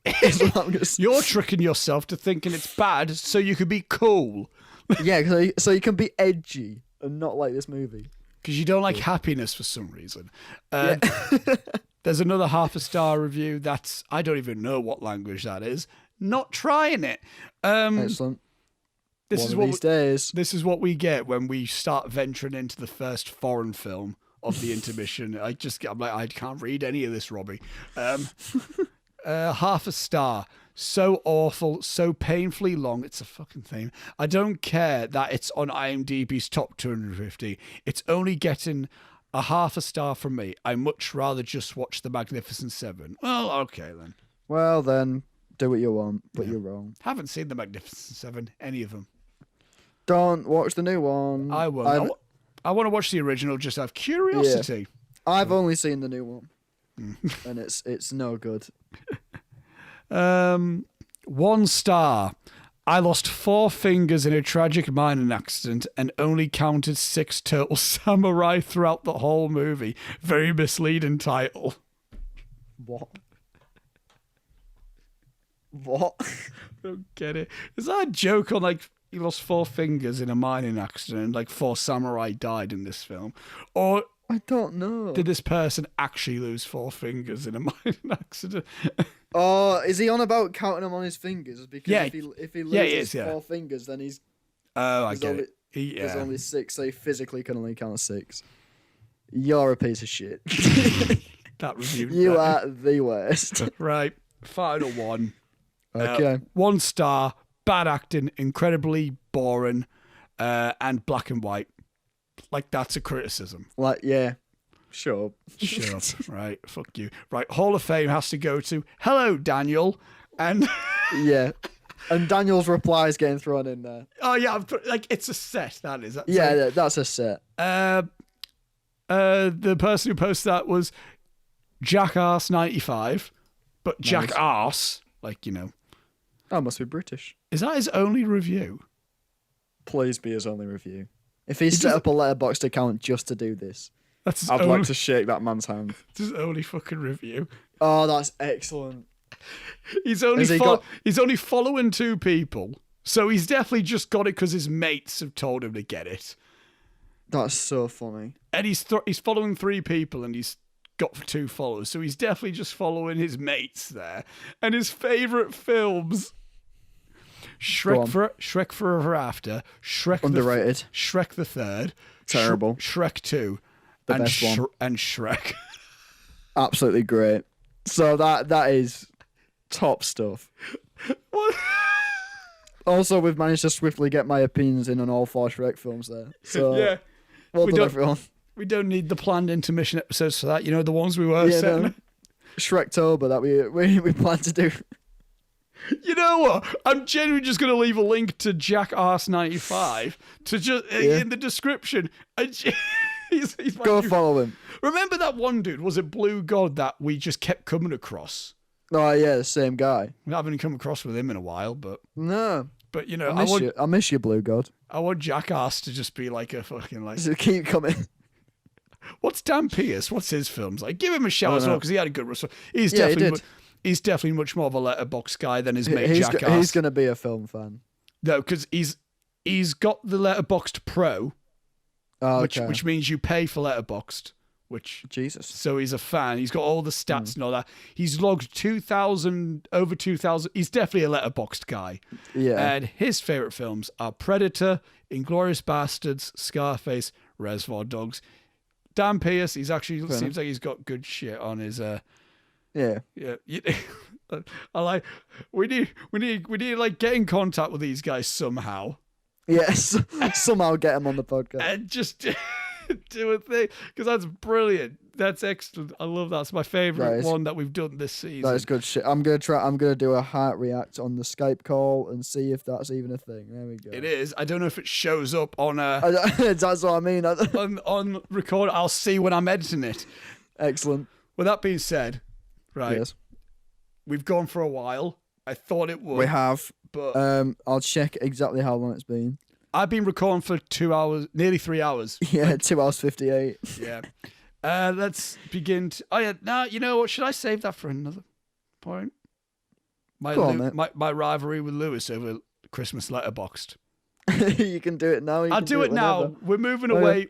I'll do it now, and then we'll begin to sign off. Go on. First thing I did, because I got sick of him just saying that. I take the piss out of him for having bad taste anyway. Yeah. So I just got sick of him saying that. Like one comedy went to me, most Christmas films are just dumb anyway. I'm like, you're not watching the good ones, though. That's what I mean. You're only watching dumb ones. Because I got annoyed because I was like, wait, did you say you liked Last Christmas? Because that was the first thing that I noticed. I was like, did you say you liked Last Christmas? It was like, yeah, it's fun. It's silly. It's whatever. It's like, it's not even like, it's a little bit bad. It's just, it's terrible. I kind of want to do a commentary about it. Actually, we make that. I'd love to do a commentary on that film. We need to get someone who hasn't seen it, Reese. Yeah, strictly for the twist. Has Leo seen it? Does Leo know about it? Leo hasn't seen it. I don't know if he knows the twist. If he doesn't know it, I say we get him for a commentary. Yeah, okay. We get someone who hasn't seen the film because I want someone's genuine reaction to that shit. Yeah, absolute dog shit. But then I watched Happiest Season. Actually, a really good Christmas film and an underrated one from this year. And my review, literally on the 13th of December, I put Lewis in quotes. Most Christmas films are dumb, to be fair. And then I just put, mate, get watching the Christmas films that are actually good, then reevaluate your festive cinematic taste. And then he commented saying, got nothing on the Santa Claus 2, Toy Santa's Invasion of Poland. Fucking hell. To which then I watched Happiest Season the same day again, because I enjoyed it. To which then I put, update, Lewis watched the remake of A Miracle on 34th Street earlier today and believes it's better than the original. More evidence towards his abhorrent festive film viewings. And then I gave a little review on Happiest Season, but that's not why we're here. And then I watched the night before that exact same day. And then I put, update, the other day Lewis actually watched Christmas with the Cranks for pure enjoyment. The man knows no festive joy. Me and Leo watched Christmas with the Cranks. It's horrendous. It's so bad. It's not good, is it? It's just the worst. This man is just in his home and he's like, what's on now TV? Oh, Christmas with the Cranks. Let me stick that on. It's so bad. Do you know what else is also you can get just generally? It's a Wonderful Life. Fucking what you playing at? $1.99 we rented it for on Amazon. Yeah, exactly. Just get it. It's fine. And then the next piece of Christmas thing I watched was... Did I watch anything? I watched Happiest Season again anyway. And then I went, yes, I have watched this for the third time within a week. And then I put, update, Lewis watched Polar Express today, continuing to prove that he knows nothing about what is actually a good Christmas film. And I think that was it. I think that was the last thing I put. Jesus Christ. Yeah, I didn't finish it off. I watched The Holiday and I watched Little Women in the Holiday on Christmas Eve. Lovely. Nice. And Green Book and later in the day. That's a good, nice little festive. Oh, yeah, it's a good slice one. Of everything. But yeah. In conclusion, grow up, Lewis. Grow up, Lewis. Watch actually good shit. Watch Klaus, Lewis, you prick. Yes, he still hasn't seen it. He's like, it's so good. I want to watch it. I'm like, well, why don't you watch it? It's good. So it's a great. Good one. Anyway, with that being said, we may as well... Why is it only recording 9-10 seconds? Does it stop after 3 hours? Surely not. No, mine's still going. No, I mean the screen recording. Oh, maybe. Have we lost visuals? I'll figure it out. Imagine if we've lost visual contact, lads. I'll see if it even was fine. Doesn't matter. Figure it out. We're gonna wrap up soon anyway. Okay. I want to, next week, or the next episode, it's not going to be a film, is it, Robbie? No, it's specifically. Not. It's going to be exciting. We're doing an intermission podcast episode, but this episode is going to be us discussing our 10 favourite films of 2020 UK releases. I want to make that very clear, because a lot of people are kind of like, but what the fuck have you got in 2020? Is there 10 that you can talk about? Yeah. In the UK, I want to remind people, in the UK, in January and February, we got Jojo Rabbit, 1917, Parasite, and Portrait of a Lady on Fire, and a few others. So they class as 2020 to us. But there was also some other actual films that came out in 2020. Yes, that are a good that shout. exist. And we'll discuss them in the next episode Yes, I look forward to of it. that. That'll be the first one I've done with you. I've been doing them since 2012, just generally. So this will be the first one I'm doing with you, Robbie. Let's do it. And links, description, they're all there. Everything there. Instagram followers there. That's all I really have to say. There's not really much else to say. Jesus Christ. Fun chat. Watch Seven times, Samurai. Go watch it. It's a good time. And Robbie, sign us out. Oh shit. Well then, it's a goodbye from Denzel. It's goodbye from me. I'm looking around, but it's a goodbye from hand sanitizer. And it's goodbye from Oscar, I assume. No, I'm staying here. Well, I'm leaving. So bye, Oscar. Bye, everyone. Bye.